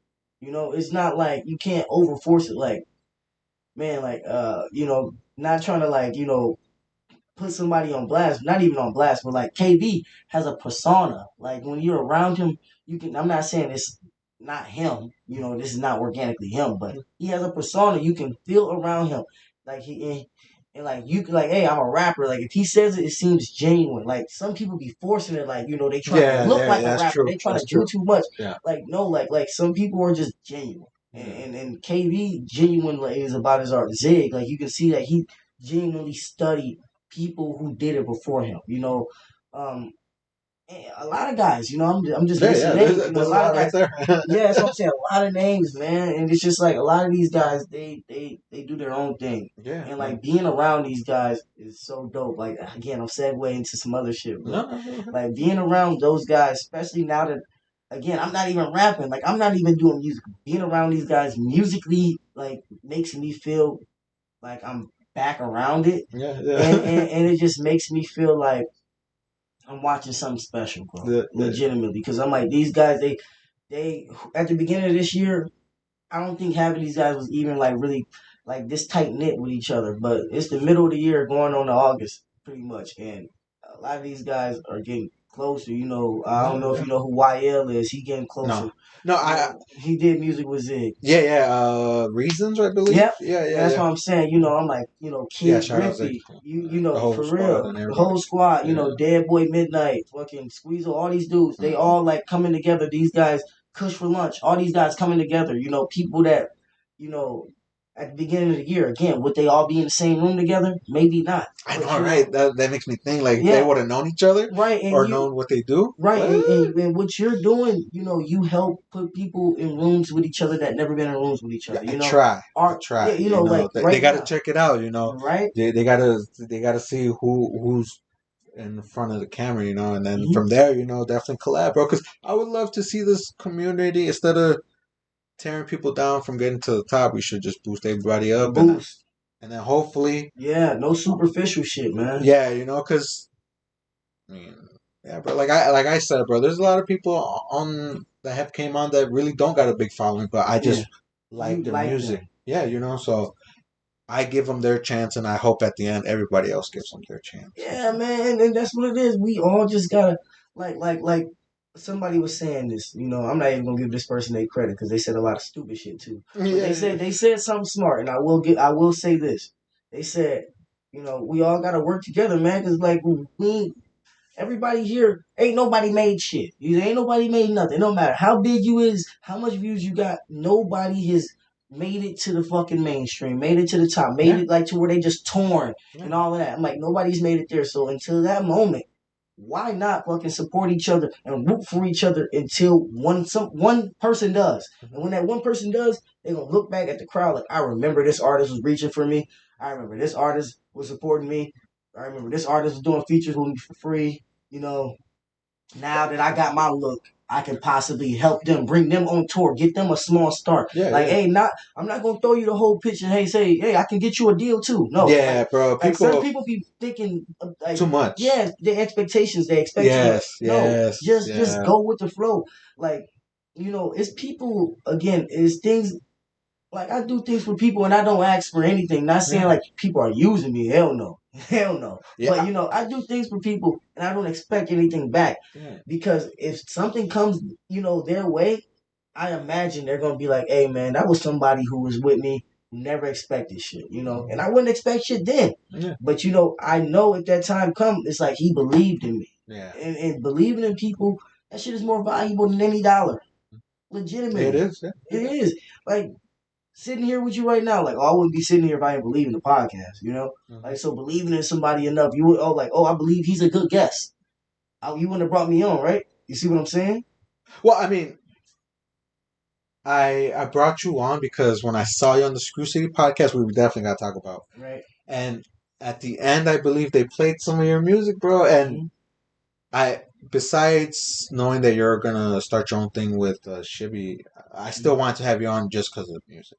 I appreciate it, Yeah, bro. yeah, yeah. I appreciate it. But if I didn't, yeah, if I didn't know who you were, I probably wouldn't have Yeah. asked. Yeah, You see cause what I'm saying? yeah, But overall, you had the belief, like, hey, like he's an interesting guy. Like I yeah, yeah, feel like he has something to talk about, right? And that counts. Like, hey, like I believe KV can do something. I believe Zig can do something. I believe all these guys can do things. It's just do they believe it too? yeah. And when I see them advertising themselves certain ways, I'm like, they believe in it. So I'm like, why not believe in them? And if they don't, like if they don't make it or they don't get where they want to go, fuck it. You tried. Mm-hmm. Like you Yeah, legitimately tried. Like yeah. like I don't know what's the goal for people. I don't know if they want to be the multi-billion guy, or it's only gonna be so many Drakes. Man, if you could just be a fucking Waka Flocka, you're a legend. Yeah, Waka bro. Flocka's a legend. Yeah, bro. Literally, he got songs he can go on tour and do a 15-minute set and probably get six figures for the rest of his life. Mm-hmm. Like that's No, all it yeah, takes. yeah. That's all it takes.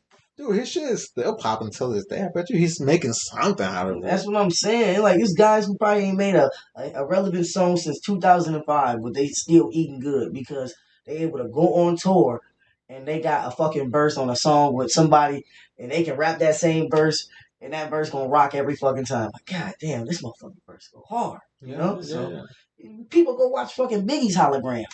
Like Oh you yeah. gotta I wouldn't like want to do that. that, Yeah, bro. right. That's a little bit too much, but like that's life. Like If I were to pay for a concert like like somebody big, right? Mhm. And they happen to have the hologram, that's cool. Yeah. But if it's just the hologram, I'm not specifically going. yeah, I'm not. What Who's the fuck? opening it up for you? Like That's other creepy, bro. holograms, I like know, other, right? like hologram Snoop Dogg and hologram Dr. Dre opening up for hologram Tupac. Yeah, Like, bro. Nah, bro. but they still alive. They just couldn't be there. Like, hey, we couldn't be here. Yeah, They talking through hologram.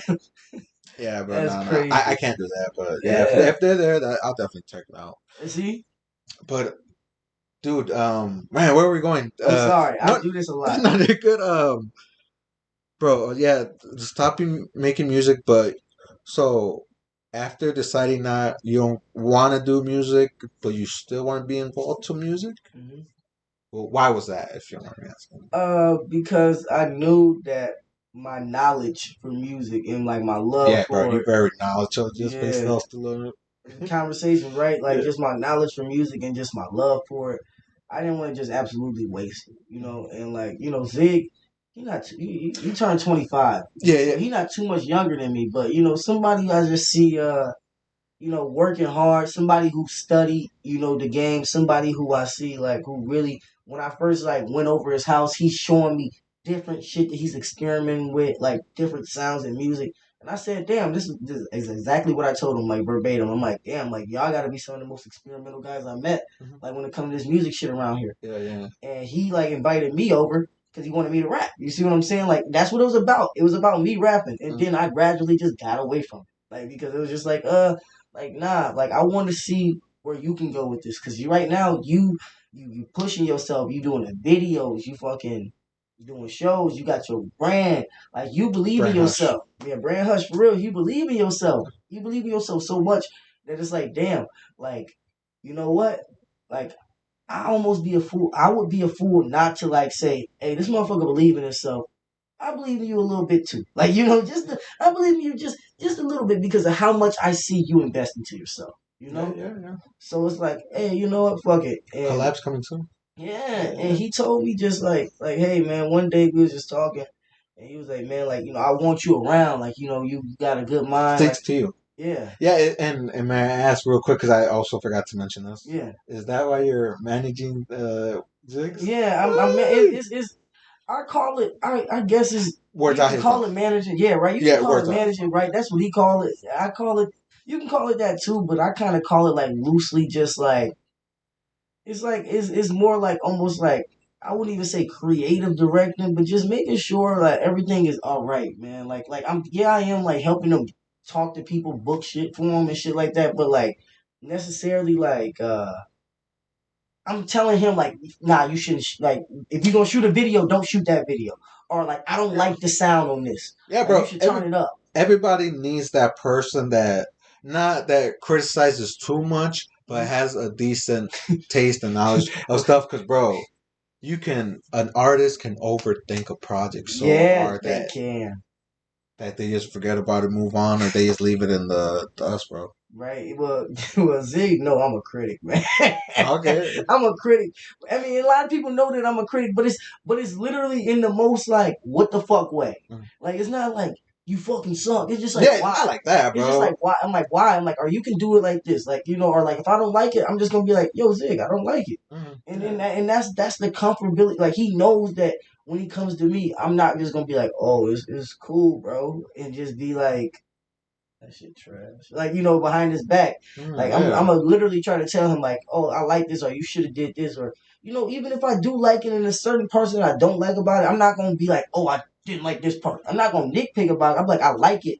It might be certain things that I don't like about it, but maybe that's just me. Other people might be like, I like this. So that's I know Yeah, it's a different everybody has uh, knowledge. yeah, Different. preference and shit, Yeah. right? So I try not to be too like nitpicky because I know how I can be. But you know, sometimes this is a part of my But but personality. but but see, that's where we come to like the idea, right? Because obviously, if you were a person that didn't know knowledge about music Hmm. and you're given that kind of criticism, that's a little hard. Right. But you know your shit, Hmm. so it's not like you got a basic ear. Like Yeah. me, I'm a basic ear, bro. You could say I'm the average consumer. Yeah. Oh, so which is which is fine, you know. yeah. Like it's certain things like he will say lyrically, like I'll be with Zig, he'll say something lyrically, and I'm like, I caught that. And she like, somebody hear me, Yeah, like yeah. he like shit like that, like because not everybody's gonna be looking for the same thing that you're looking for. Like I'm like when certain things catch my ear, I'm like okay, like that caught my ear, like delivery, anything. So my overall just the like what's the best way to put it? Like when it comes to me, just my outlook on music and just managing or whatever, it just was just an almost natural. Like it was like the natural progression. Yeah. Like Joe Budden said it. Like Joe Budden said, like the natural progression for him when he kind of wanted to retire from rap. The natural progression for him is to want to try to guide young rappers and talk about rap and be around rap. So he started podcasting. So Yeah, like I yeah. like that to me I always knew podcasting was in my cards too. Like this was something I in 2016 I told myself I wanted to do. So like the fact that me and Shibby having one now, it's just like damn, like like I knew something was gonna come of it. Yeah. And Yeah, I mean that. I just like I feel like that and just the fact that I took a step away from rap, I just took another look like, oh, I can help other rappers Yeah, right. get there too. You don't think that's a thing, right? Until you Hmm. actually get involved and you see the whole industry as a whole of Hmm. whatever you do, right? Yeah. So yeah, and that's dope, man. And I hope we're not cutting off the other topic, Hmm. but podcasting I think is a great idea because you get to talk. Obviously, it's a little hard, right? Because I feel like the hardest part is getting the audience. But Yep. once you know what you want to do, they'll come. It will. And how did the podcasting come around? Like, like was it because of the first? Because you were on the Screw City podcast, I believe, 3 times, Yep. 2 times in the beginning, and Hmm. then the third time was with KV, I believe, Yep. right? Yeah, I actually might have been on there. No, no, more times. Yeah, Actually, about 4 times. About 4 times to be exact, because I was one of them on. off camera as well, right? Yeah, Yeah. yeah. See, you even know, Yeah. Oh, but bro, I'm a big fanboy, man. Definitely shout out the Screw City podcast for boys, bro. sure, That shout you're a out part of. Yeah, I didn't know until Shibby came on and and told. Yeah, yeah, yeah. so yeah, because it was kind of like unofficial, official, because it's kind of funny because from the beginning, like when I first went there. Wait, give me 1 second, bro. Yeah, Let's change that camera real for quick. sure, for sure. Yeah. Whew, Yeah, it's a lot of a lot of good shit we can get. bro, I do. I swear. Like, I know I had a lot of stuff to talk to you about. Yeah, because I don't know what exactly you thought you were coming for. Just the podcast talking, or No, no, dude, I'm prepared. I'm oh, always prepared to yeah. talk, dude. I'm prepared to talk. I swear to God, that's one thing. Yeah, because I really don't. Honestly, I really don't give people the heads up too much, just because. Nah, dude, hey, let's put it this way. I'm all about natural interaction. Yeah. I don't wanna be like, oh, at, at 55 minutes, you plan to ask me this question. Yeah, yeah, yeah, yeah. Like, I'm just like, we can just go with the flow. That's why I'm like, oh, I don't want to segue too much away because I know you got questions for me. Yeah. So I'm like, I know I can talk and I can talk about a lot of other things, but what was I saying? What was I saying? I'm sorry. Before you change the camera, I don't want to lose my train Um. of thought. Fuck yeah! It was. No, okay, it was about podcasting Yeah. overall. So pretty much what it is, what like really got me started. So let's say. What was Shippy asking you to go on his podcast the first time you ever been on a podcast, experiencing a podcast, or have you experienced that before? So that was my first time being on a podcast, like Okay. officially on wax. But like I've actually I've recorded my own like podcast, trying to get my own shit going. Like Really? on like Okay. little apps on my phone, but I never actually pieced them together the right way and things like that. So that's why I always knew this was something that was in my cards. Like Oh. I would do like live streams, lives on Facebook, right? Where Okay. Okay. I Yeah. would Yeah. just like kind of prop my phone up and I would talk. Mhm. It'll be about like the latest basketball thing or like something that's going on in the world or things of that nature. And I would see like the reactions I would get. People would be like kind of intrigued and like I would get people saying you should do this or you should talk about this more because like people know I can be animated, I can be opinionated, and like again, not like opinionated, like oh, this is my way of thinking. Not that Yeah, type. yeah, Like just more like I don't know. Like I just think this way. You can think that way. yeah, It's never yeah, for like sure. it's Yeah, always a two-way street type thing. because dude, And you're not the only person that thinks that way. hmm You know, exactly. I mean, it might be weird. Some people might think weird, and hmm that might be rare. But like, there's always gonna be another person that's like, Yep. Yep. And so I would say like that was like my earliest history with kind of like dabbling in it, just going on live and talking, and people just kind of like perceiving my take on certain things. Like a trade in basketball, or this album dropping. Like I would just see that. I'm like, okay, I'm like, people kind of value what I'm saying. I'm like, so like it starts from somewhere. Like yeah. people gotta like want to draw to you somehow. Like, oh, he kind of got something cool going on about him, like personality wise, to make me want to watch. And Shibby, I've been knowing him since he moved here sophomore year. I'm not gonna lie, my memory is so fucked when it comes to certain things. Like I Yeah. remember a lot, but like I used to be cool with like everybody in school, man. It wasn't like I didn't whatever little social fucking Clubs and shit. yeah, Yeah, little yeah. clubs or tags that people want to put on people like, oh, those are the geeks or those are the weirdos, those are the anime kids. I used to fuck with everybody.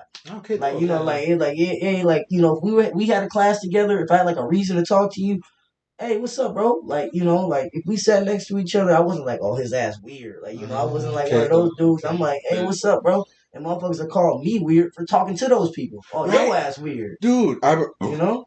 I remember that happened to me a couple of times. Like, don't get me wrong, bro. I definitely had my seclusion moments in school, Yeah. but like growing up, the older I got, bro, I fuck with anybody, bro. Yeah. As long as you don't give me a reason not to. Not to, yeah, at this Yeah. point, right? Because we adults, it's like, hey, man, like you can see that, and like, so I don't like legitimately remember meeting Shibby, like to like kind of get into what I'm getting to. Yeah, I yeah. don't legitimately remember meeting Shibby, or like he said that we had gym class together. It's probably true, like because I Yeah, yeah. legitimately don't remember like if I met him in gym class or not, but I do remember him in gym class though. Yeah, yeah, yeah. So, but we've been like kind of cool since then, and I didn't know that Shibby wasn't even from Rockford until Yeah. like after like no bullshit, like probably like 2018 type. I was like, damn, Shibby, you not from here? Oh shit. Like I Yeah, thought, yeah, yeah, like I thought Shibby went to school with me at Lincoln type shit. like, bro, and yeah. that's not me saying like he looked like everybody I know, but it's just like me saying like I knew so many people. I feel like I've known him longer than what I've known him for. Yeah, yeah. Type shit. Dude, that I've had that with a bunch of people, bro. Mm-hmm. Like, and it's weird because I remember meeting or seeing some of these people, right? Yeah, right. And not knowing who they were, what they do until now. Yeah, until like you sitting down with them or you see them on the internet doing something, you like, oh, let me talk to this person. Like Yeah, because I I see they're creating, I'm creating, let's yeah, create together, type shit. exactly, man. And so Dude, but that's funny. That's funny. Yeah, yeah, yeah, that's how it is, yeah, man. yeah. It definitely is. That's how I met Shibby, and I guess like me and Shibby after high school, like I would always post statuses on Facebook, like, yo, like I'm hooping here, or like, yo, I'm gonna be here hooping, or shit like that. Like, come out, come hoop, and Shibby was like, well, come hoop with me and my buddies. I'm like, okay, again, like. Not even being that close to Shibby. He Mm-hmm. like inboxed me like, come hoop with me and my homies. I'm like, fuck it. He always been cool. Mm-hmm. I Yeah. started hooping with him and his homies, and gradually after high school, that's the thing about it. Like we weren't even in school. After high school, we became tight. So it's Yeah. just like, hey, like just like coming, just slowly just growing a relationship. And I moved away again. I moved away in like 2018. Came back in 2020, and when I came back in 2020, it was like, oh yeah, bro, like you kind of picked up from like hooping again and hanging out, and like we hanging out, and he was just like, hey, bro, like I'm curating a podcast. Like, would you want to be on it? Like, I would Yeah. love you to be on it. Hell yeah. So he does like the first few episodes, and he like tell me like I'm gonna have you on, like be ready. I'm like, all right, cool. Yeah. So he has me on that first episode. And did you see ahead so you know what you're going into, or was it just I'm not gonna watch, I'm just gonna go and experience? I did. I subscribed to him.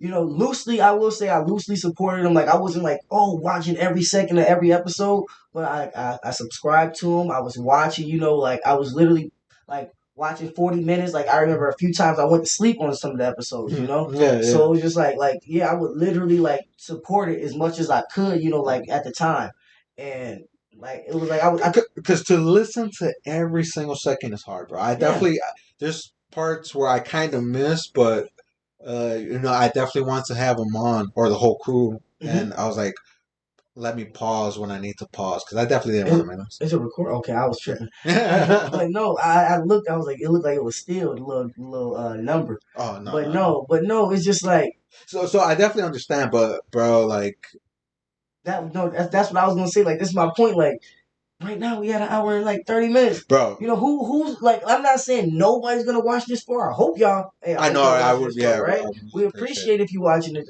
this far. We know that's real love, but like, who's to say that people are gonna be that invested in you? For anybody to even give you 10 minutes of their time, it's their time. Yeah, That shit is fucking love. Like I don't care what nobody say. oh yeah, that Because definitely is 10 minutes, you give a rapper 10 minutes, that's like 3 songs. Yeah, You know. yeah.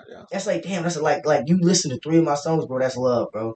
You listen to 10 minutes of me talking about nothing, like literally, like right now. I like that we're having this conversation, but what is this conversation getting done in the world? I know. Absolutely nothing, right? But this is good though. Yeah, It's yeah. great networking. And that's what I'm saying. Like we're talking about nothing. It's not that serious, but come see us talk about nothing. And if you value that, we value you. Yeah, Like literally, that's what it is. Like I love that. Because we're also talking about what we see, what we experience, Yep. And it kind of paints the picture of who we are. Exactly. So it's not nothing, but but it's something. essentially it's nothing. Well, yeah, right? that's true. That's right. true. Like Yeah. like in the grand scheme of things, they're gonna look at but like we still changing the culture. God damn it, something happening. So and just in case, fuck the other opinion, right? Yeah.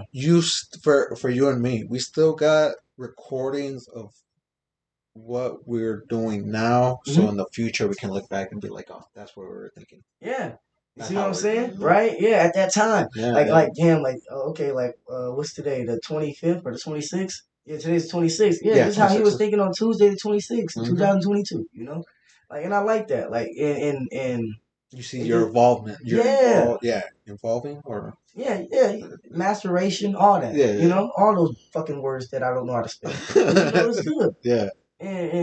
But yeah, he asked me to be on the podcast. That's what happened. Like he just and you just said fuck it right away. You're like, yeah, for sure. Because I'm not somebody who's afraid. Who like if you bring me to an environment like a whole bunch of cameras and shit like that, like a big Hollywood production, I'll be like, oh shit, I probably would get a little shaky. Yeah. But legitimately just talking, having a conversation. That's like what am I afraid of? Like I'm gonna talk to somebody as if nobody is hearing us or listening to us. But have you ever done this in front of a live audience? No, but I feel like I could do it too though if it ever came about. Like I wouldn't, bro. Yeah, you be kind of nervous because because people are just gonna listen to but like if me and you talking right now and they listen to what we saying, right? People might find humor in like just little banners or little things that we like like shit like that. Like people get engaged.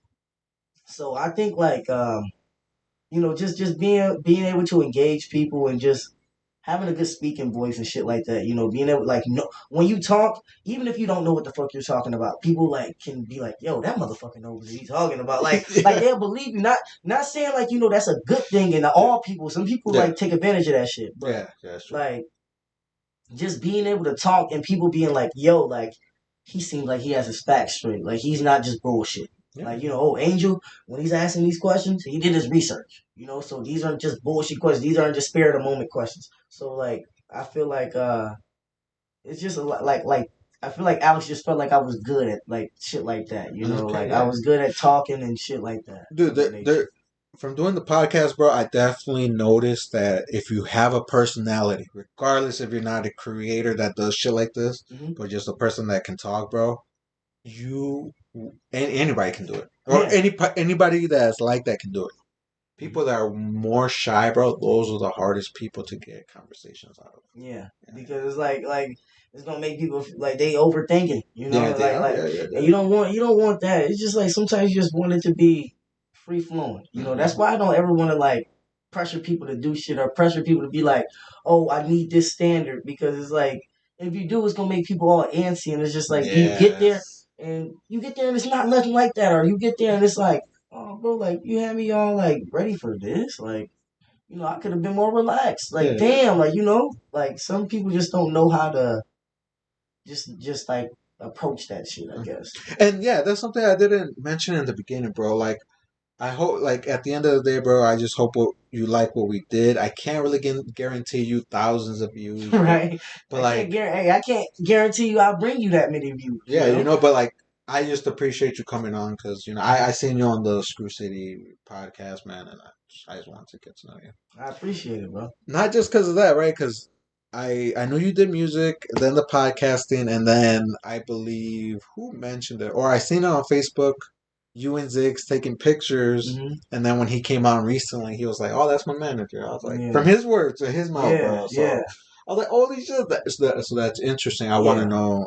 It's I a full wanted, circle, you know, yeah, like, yeah, yeah. and I'm like, I'm happy because I feel like, again, like Shibby was saying, like, oh, like that's all Shimani, he helped put together the interview with KV. Like, Yeah. I'm not gonna sit up here and be like, oh yeah, that's all me, raise my hand. I'm not that type of guy because it's like, okay, like, but if I wanted to, let's put it that way, if I wanted to, I'm taking credit for saying like I did that because we got KB there, right? Mm-hmm. Shib had never met KB before that day. Yeah, yeah. You know, so we sit down, we have a 2 hour conversation with this guy, right? It went great.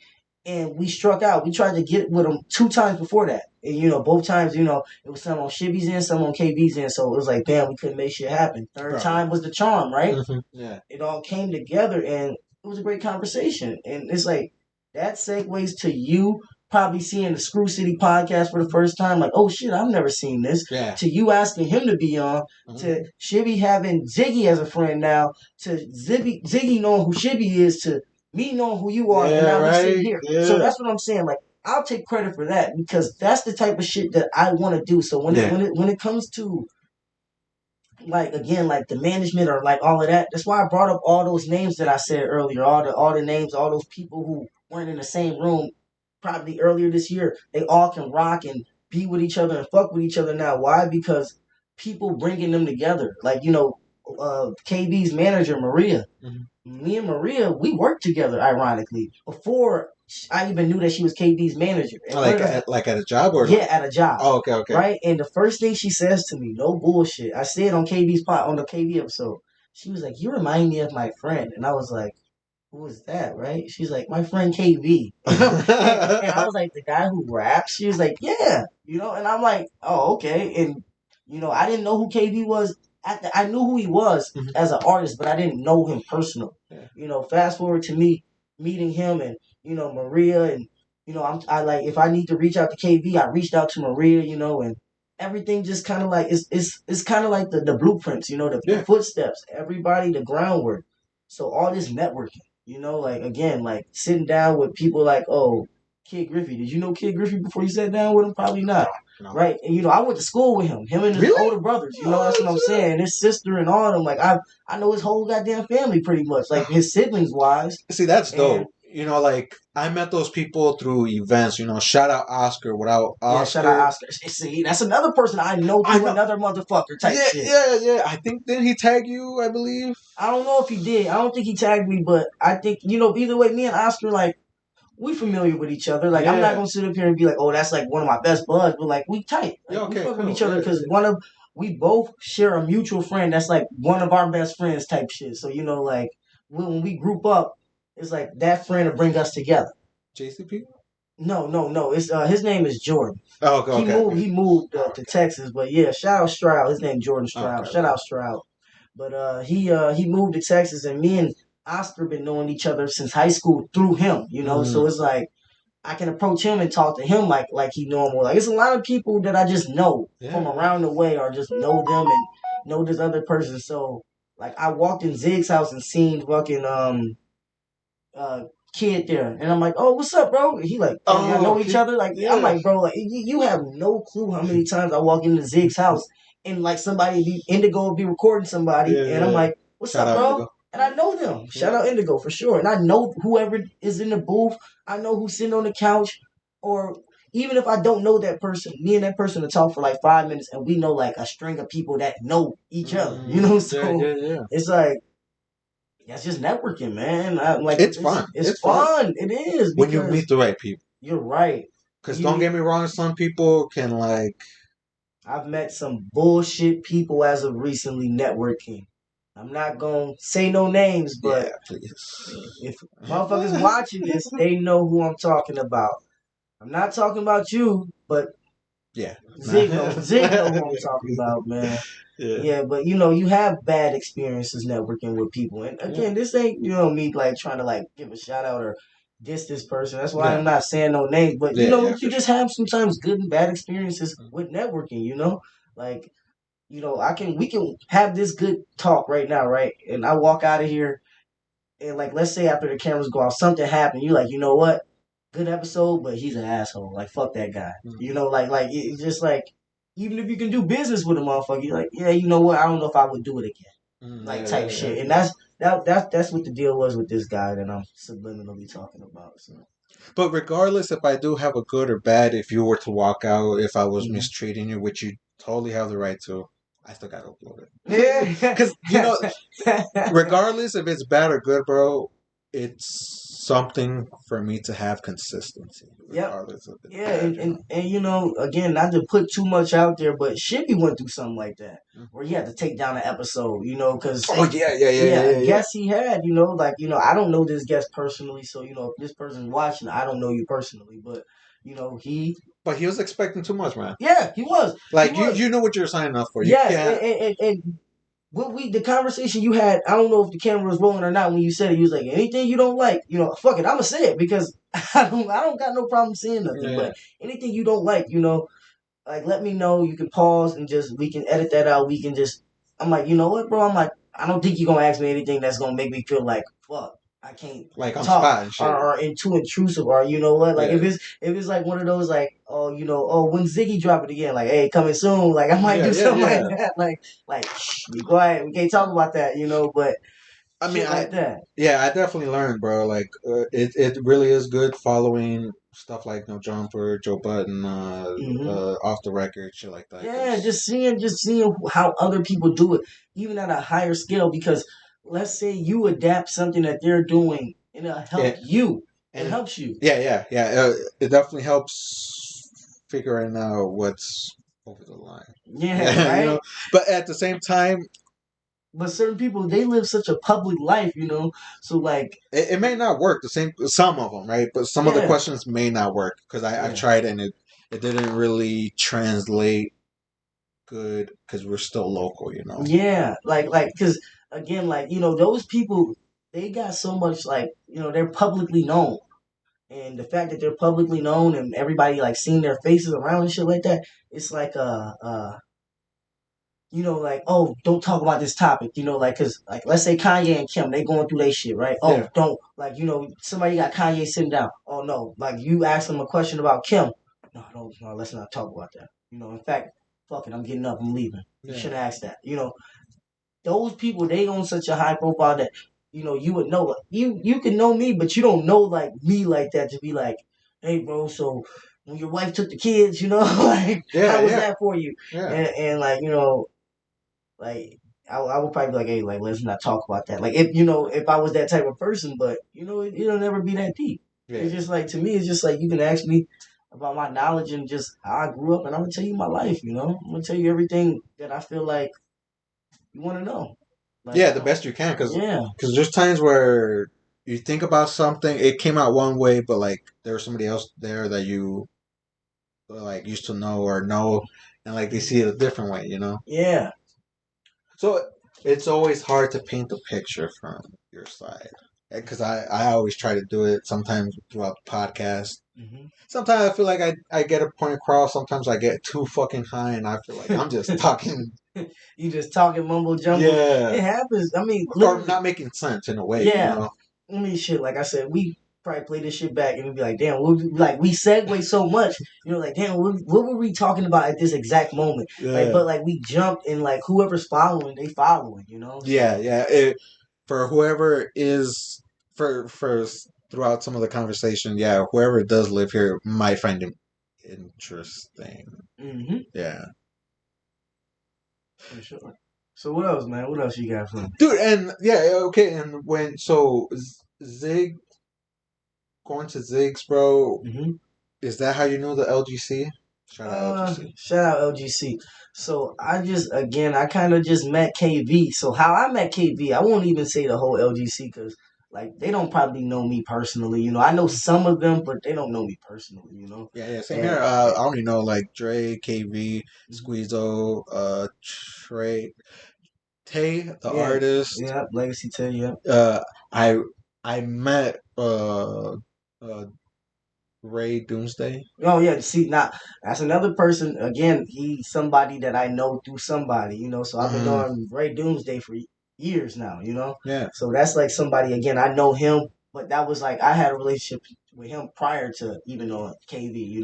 Yeah. But yeah, I would say Ray is the first one from LGC I met. Like really, like Oh, really? Okay. that's Yeah, actually yeah. a good way for you to say it because like that's the one like even when I was gonna have the interview with KV, DJ Deli. My bad. yeah, DJ C, yep. And I went to Ray. Ray was the guy that I asked like some shit about KB too because I know that they know each other. So I'm like, hey, like I know KB, yes, but like, bam, I met him through hooping. Like we were at Peak one day, and this was probably like last year. This wasn't even that long ago. And like I met him, and first thing I said to him, was like just on some funny shit, like, hey, bro, you don't look as tall as you like doing your music videos, like not. And I'm not a tall ass guy, but I'm just like saying it like bro, in your videos you look like you fucking like a little taller. Not saying you look like you giant, but like the camera does you some justice, I guess, type shit. And he kind of chuckled. And like we were just like he was like trying to go hard against me, and I was D'ing him up like type shit. Pause. And it was like good. It was like it was just good like a good exchange, between us. Like even though Yeah, I feel like he's not an aggressive person. yeah, Obviously, if you come at him like weird, he's she probably gonna be yeah, of yeah. course, but he's very approachable, Yeah, yeah. like There you go. yeah, Yes, and yeah, like he I'm like, definitely and is. that's what I try to pride myself on being like people to like you can approach me if you want to approach me. Like I don't want to be a guy that's unapproachable because that means I'm telling you I don't want opportunity. Like don't Mm-hmm. approach me with no opportunity. Yeah, Like approach me. I'm not looking for opportunity, but it knocks. You see yeah, what I'm saying? yeah, yeah. So approach me with it. My bad. Oh, that's the wrong thing. I thought that was your foot. But No, no, nah, there you go. it's that and just natural interaction. Me and KB had cool interactions, and I already knew that I knew his manager. And I knew people that was around him like Doomsday, and I knew some of the other guys that that just be around him. Yeah, Nino Cruz, I believe that just joined as well. Yep. Nino is. Yep, he is. And again, that's somebody. Believe it or not, I didn't meet Nino until like about a month or two ago, maybe. Okay. Yeah. Like cool guy though. Again, like just from being around these events. What's good, bro? What's up, bro? Bro, I didn't even know he was a music artist until I don't know if you remember the Screw City Park thing at David's like a Oh while yeah, ago. Davis Park. Yeah, Mm. yeah. So I knew him at because he was working at the Bubble Hive. Definitely shout out to Bubble Hive. Right. Shut up. Yeah, bro. I seen him working there. I thought he was just a regular stoner, and Yeah. then months later, the Screw City thing happens. I see the same dude that was at the Bubble Hive rocking the fucking stage, right? Yeah. Like, you I'm like. like, and I had Jay Church besides me, and I was like another artist. Mm-hmm. And I was like, "Hey, bro, isn't that the dude that works at the Bubble Hive?" They're like, "Oh yeah, bro, that's Yeah. Nino, bro. He's an artist." I was like, "What?" Yeah. Yeah, Like, bro, like, see, like small world type shit, right? yeah, And definitely a and small world. that's how it is. Cause again, Oscar, right? Mm, Uh, again, that's what I'm saying. Like, I got so many. Like, it's like a family tree web of how I know so many fucking people. So Oscar used to work with a buddy of mine who he's an artist as well, Flawless. He okay. used to be with Scrape. He's not with Scrape anymore, but he used to be with Scrape. And him and Oscar worked with each other at T-Mobile for a long time. So like him and Oscar, like they even like Oscar had him do one of his events and things of that nature. So like it's I forget why I even brought up Flawless, but I brought him up just saying like you just basically don't know like who knows Yeah. certain people, because he was just working at T-Mobile like a normal guy, but he's a rapper by night. You see what I'm Yeah, saying? I know, dude. There's like a lot of people. I don't know if it's been throughout this whole time, Hmm. Rockford, right? But you, there's like a huge uprise of people that have done music, Hmm. been in music, just tried it, bro. Because man, there's so Hmm. many people that come on. I first think they're an artist, Hmm. then they become a rap, not become a rapper, but they've been a rapper. The Hmm. art is just on the side or Right. something they just show more than the music, man. It's crazy, Yeah, bro. it is. It is. And it's just, like Oscar, he was like making beats and doing shit like that for a Yeah. while. And I think he just kind of was like, you know what? I think I want to take a different approach at this. So like it just everybody kind of just got where they started at, and they got their little day job to support where they starting at. So it's just like him working at the Beehive. I'm not sure if he still work there anymore, referring to Nino, but like that probably was just funding him to get on stage or to Yeah. get studio time and shit like that. So I always respect, man. I don't knock nobody for getting money, how they got to get money to provide their dream and hustle. Like everybody got to work at the end of the day. So whether you work for somebody or somebody works for you, that's what's up, man. You got to support your dream somehow. Yeah, that's true, bro. Hmm. Um, bro, we're about that hour and 50 minutes, and I still want to bring this up to you because again, I'm, I brought you here because you're in the music, and I Hmm. was wondering if you wanted to head to the jukebox hour. That's where we go and play some of your music. Some of your music might get me copyright, but I'll play a little bit of it if you're comfortable. And Shit. Let's see. What do I want to? What would I like you to play by me? I'm trying to oh, think. well, I'm gonna play the ones I like. Oh, okay. Yeah, yeah, and then you just tell me a little bit about. Okay, Yeah, dope. yeah, I yeah. like that. Actually, I'm sorry. No, you're good. You're I cool. ain't know if you wanted me to pick. I'm like, I don't know what I want to pick, but that's actually more interesting. All right. When the song's playing, bro, don't mention anything about it until I pause. Okay, Yeah, yeah, that yeah. sounds good. But if you want to sing along, go ahead. You're Let it definitely, rock. Yeah. yeah, yeah, definitely obliged. He says your shit.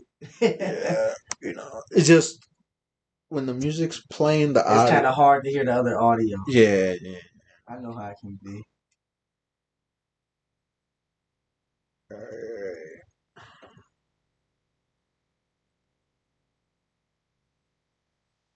alright, we're gonna go on SoundCloud, bro. Yes. Fucking the dinosaur times, aka fucking the time I grew up in. Okay, so I believe. Well, I'm gonna play it this way, bro. Larry Fisher. Yeah. Oh man. Triple L type shit, man. Let me in on this bitch. Yeah.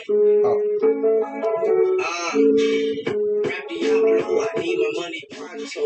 Bright early in the morning like Alonzo. I don't bite bars, but that's the way it's happening. Quit calling me an outcast, sorry Miss Jackson. I'm moonwalking on earth, nigga, I'm gifted. School of the hard knocks, nigga, I've been dismissed. And y'all wanna see my hit list. Taliban, bitch, I'm from Afghanistan. Riding in the mystery van, looking for a mystery woman. Check to see if the price is right so I can fuck it right tonight. Pull up in that mic at night, jamming like a Tyson fight. Told you homes I'm local, got the game in a chokehold. Underlay, dominoes, man, we about to go. Going on that chimney smoke that's coming from my hookah though. Riding with a group of hoes, my bad, some poopy hoes. They don't like the name calling, ballin' like my name's Harden. Move with the heavyweights, the J. Cole's and the Drakes. Whip it like a birthday cake, my rap career's a big mistake. All I need is 3 wishes, but I'ma use 2 today. J-Lo and Beyonce, both of them are promise. Success is too easy to reach, you wonder how. A nigga was born to be one of Destiny's childs. Hungry ass nigga tryna get to the top spot. Hit bitch niggas with combos like Woo-Wop. Call me the nature boy, cause I'm a freak of nature boy. Bitch, I got the choppers cause one day I made a boy. Catch me out in high right, take the E-way from my city and we in Chirac. Niggas know disguise that, grab your ass in broad day. Have you looking salty? I'm the legend, because I like they call them frosties. I've been the best in the rap game, this shit's exhausting. This shit's exhausting. Wait, wait, This routine the same as every other day, cause every rapper in my city like to talk gunplay. Woo! What an A-Con Bro. Definitely love the selection beat you did with this one. Obviously, I picked 3 songs. They're not in order, so yeah. But I definitely want to start off with this one because I remember this one. Fire ass fucking selection beat, bro. And you definitely went in. Definitely go check out the rest of the song in the SoundCloud. The link in the description. I appreciate it, man. So this song, all right, man. So You Mac Miller fan? yeah. So Okay. I would say, I always categorize that era of rap as backpack rap. I Hmm. call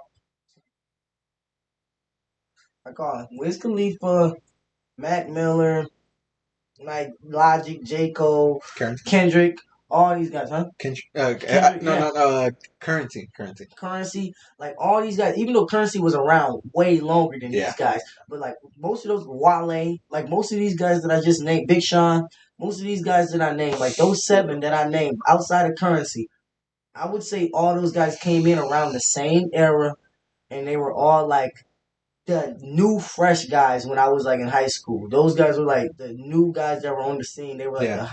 the guys that were the most inspirational. So Like the freshest, yeah, dopest, the young guys. So like those Yeah. were the young.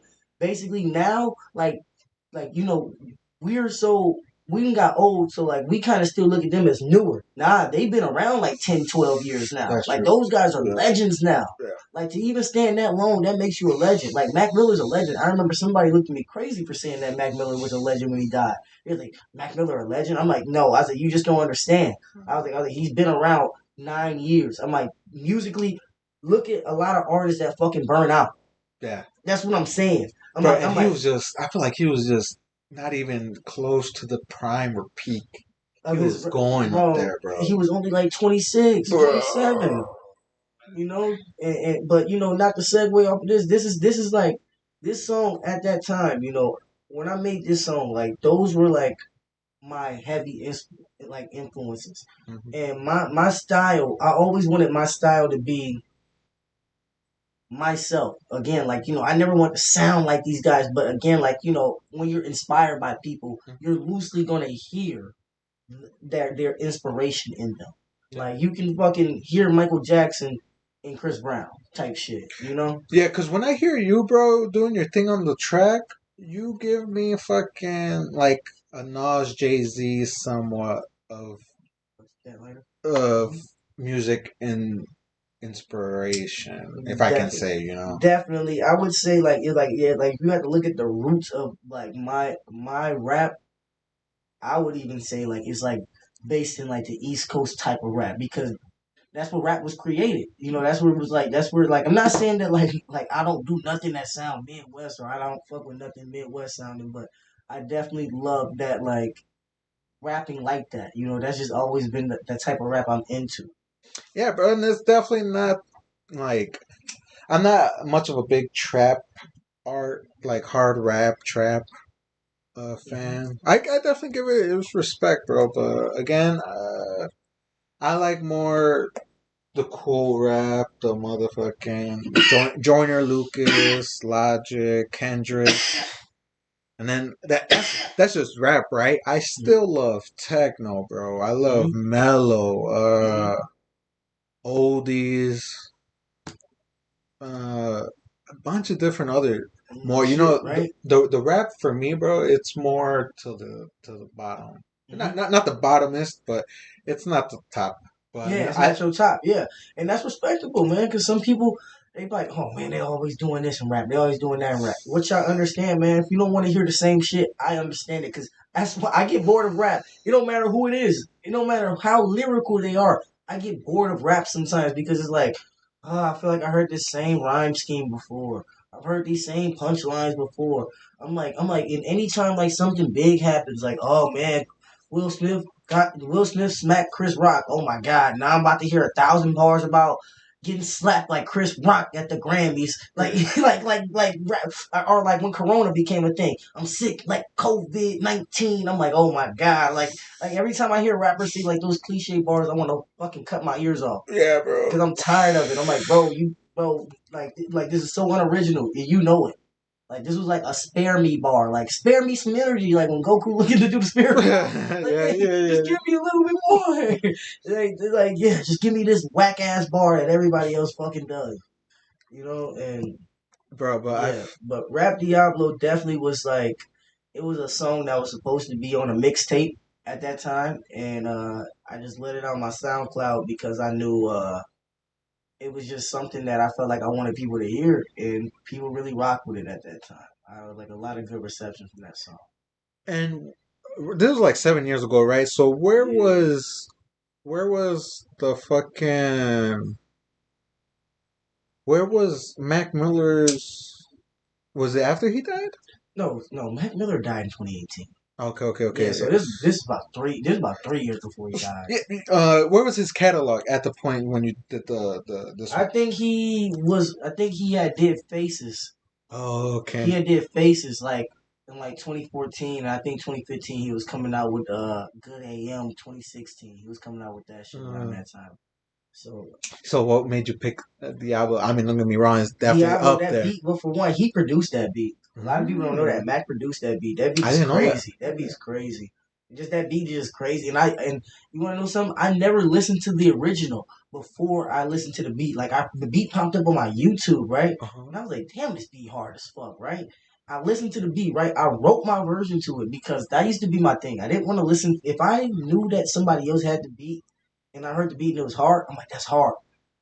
I just want the beat. Like I turn off the verse damn near like I don't want to hear nothing they said because now I want to make my own version to it and I don't want it to sound anything like theirs. I want it to Yeah, sound like my shit. yeah, yeah. So like I didn't hear Mac Miller's version until after my shit was recorded, legitimately. And Mm. that was by intent. Because I love the beat so much that I was like, I know if I hear his version, I'm gonna be thinking of his lyrics instead of my own. Yeah, yeah, And I yeah. want to think of my own lyrics. Mm. So, like, my delivery probably sound nothing like his, but my approach probably was the same because the beat is a like mellow beat, Yeah, it you is. know? Yeah, yeah. And how long did it take you to whip up? Because it's like a what 3 minute song, I believe. Yeah, 3 minutes. So my process when it come to writing, even then, it would just be like I would take like probably like a day or two to write. Like I would like it would never just be like all at one time, one sitting. It would just be like I like, ooh, if I catch a bar, ooh, let me like, ooh, if I catch a vibe, ooh, like let me write this. Or like I used to get like a lot of good ideas when I used to just be sitting in the shower, like, fuck, like when I get out, I gotta type this in type Yeah, shit, like yeah. and it would just come together like that. I'll sit down, listen to the beat sometimes on the loop, think of it like that. And I say this song, I probably had it done within like 3 or 4 days after hearing the instrumental. And then I recorded it probably like a week later. So, Okay. damn, Yeah. I keep letting this thing go out. It's gonna pass it now. I don't deserve it. Yeah, bro. It's fucking. It's just interesting, man. I was. mm, I mean, you don't mind if Sig? I mean, he's done it. Oh, you can play this. Okay, okay, Yeah, right, yeah, yeah. bro, SJ, right? bro. Yes, Yeah, yes. yeah, yeah. So we're gonna head to the second song, man, because yeah, we're like, Crunched on time. I'm sorry, no, man. no, no, you're good. But again, obviously, if the camera dies off again, we still got the backup. Hmm. Um, yeah, bro. I, you definitely got to come back. For sure. Whenever you got free time. Obviously, let's wait. Give it some time, of Yeah, course. right. Yeah, Yeah, yeah, and then if not, shit, fuck it. We'll push you. But yeah, man, you definitely gotta come back. We'll for talk sure, man. more. We got a lot of talking to do. I know, bro. This like I feel like literally there's a lot of things I just didn't even mention about myself, but yeah, it's yeah. good though. That's good. I know, cause there's Same thing. This is how we felt with KB. Literally, like we was like, damn, we could keep talking. It was at 2 hours. Like yeah, let's stop, let's stop, let's stop. like it's once you're going, bro.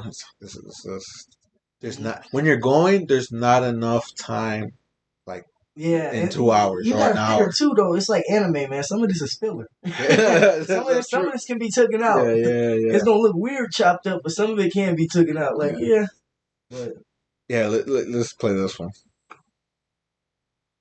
Ah, we gotta add. yeah, fucking SoundCloud and got so cheap. You put Yeah, an ad in front of everything, just like YouTube. That's why I had to get YouTube Premium. Fucking tired of it. yeah, bro. That's what I got. I got I'm getting YouTube tired of Premium. it. I can't keep paying for like these platforms like Spotify, Hmm. SoundCloud. It's too much. Apple Music, like, Yeah, like nah, bro, it's too much. way too much, dude. I'll support if it's on SoundCloud or YouTube, Spotify, but like the other ones are free though. Yeah. Yeah, yeah. YouTube Premium. That's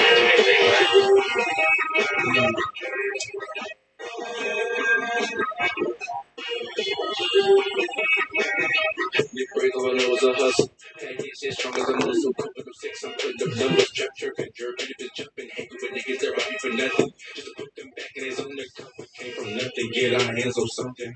The razor I know is a hustle. That hands as strong as a muscle. Little things I put them numbers. Trap tripping, girl, really just jumping. Hanging with niggas that rob you for nothing. Just to put them back in his own cup. Came from nothing, get our hands on something.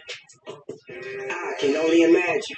Back on my Brizzy, I'm spazzing. Took a long time, but I made shit happen. Caught the bug, now nigga back rapping. Goofy niggas out here capping.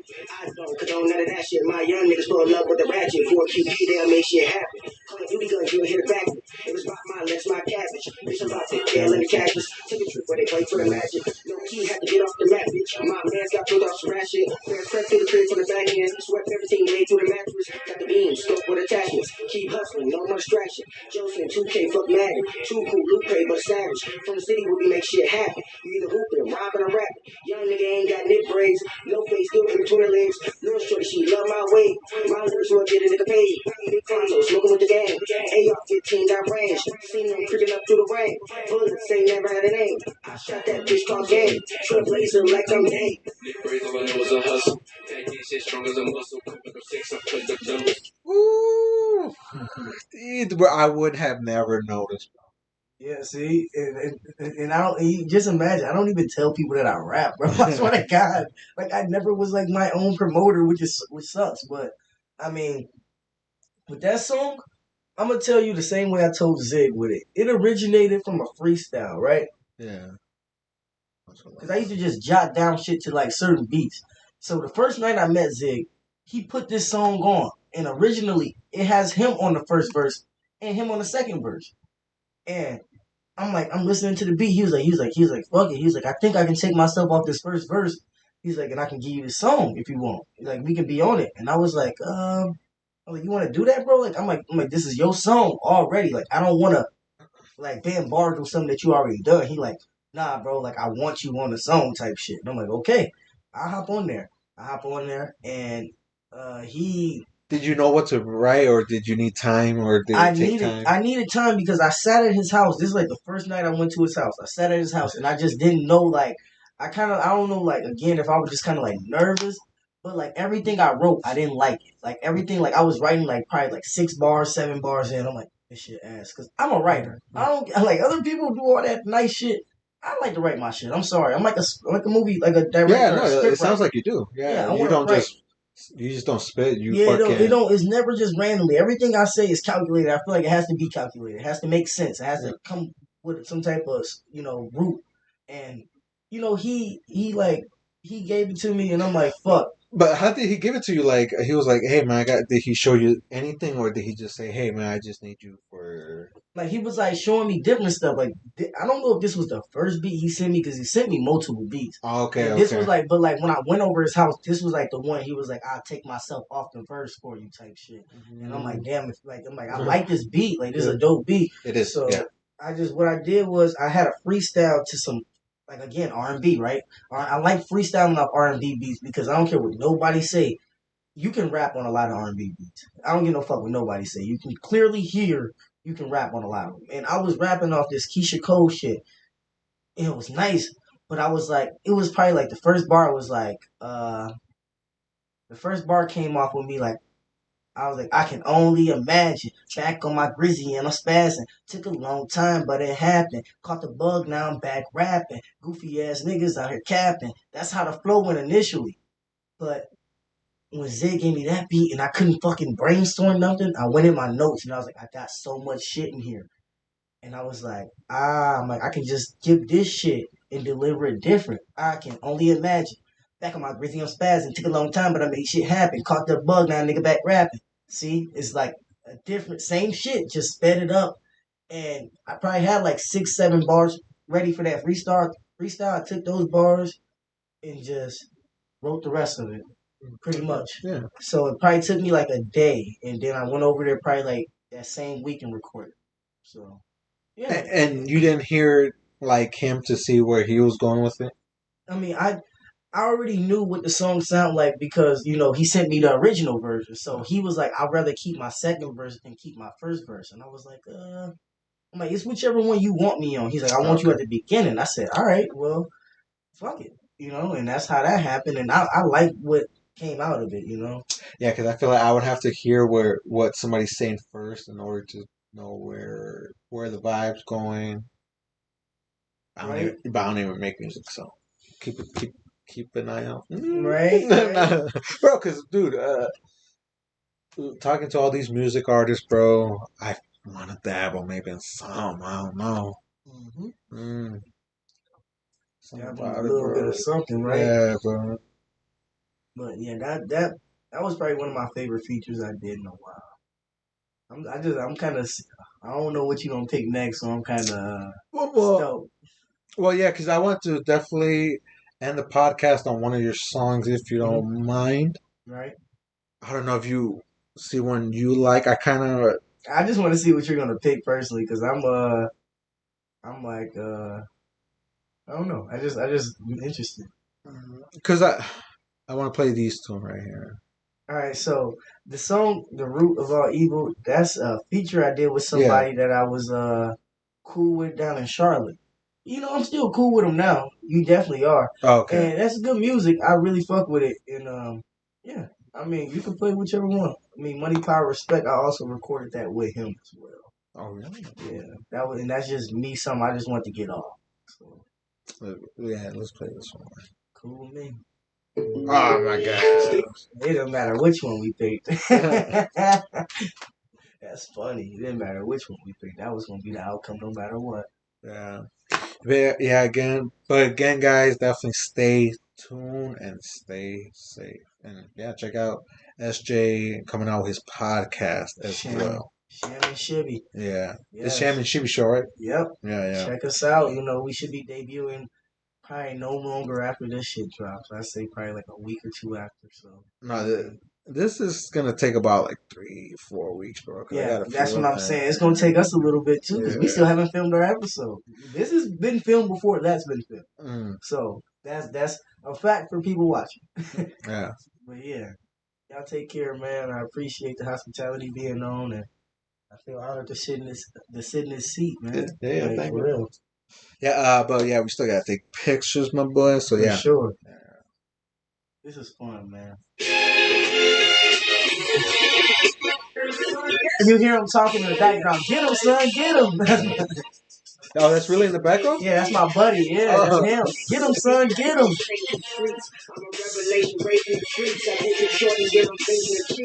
the street in the street. Niggas fell in my lap. And I just say the same to these rats. Step up to the plate.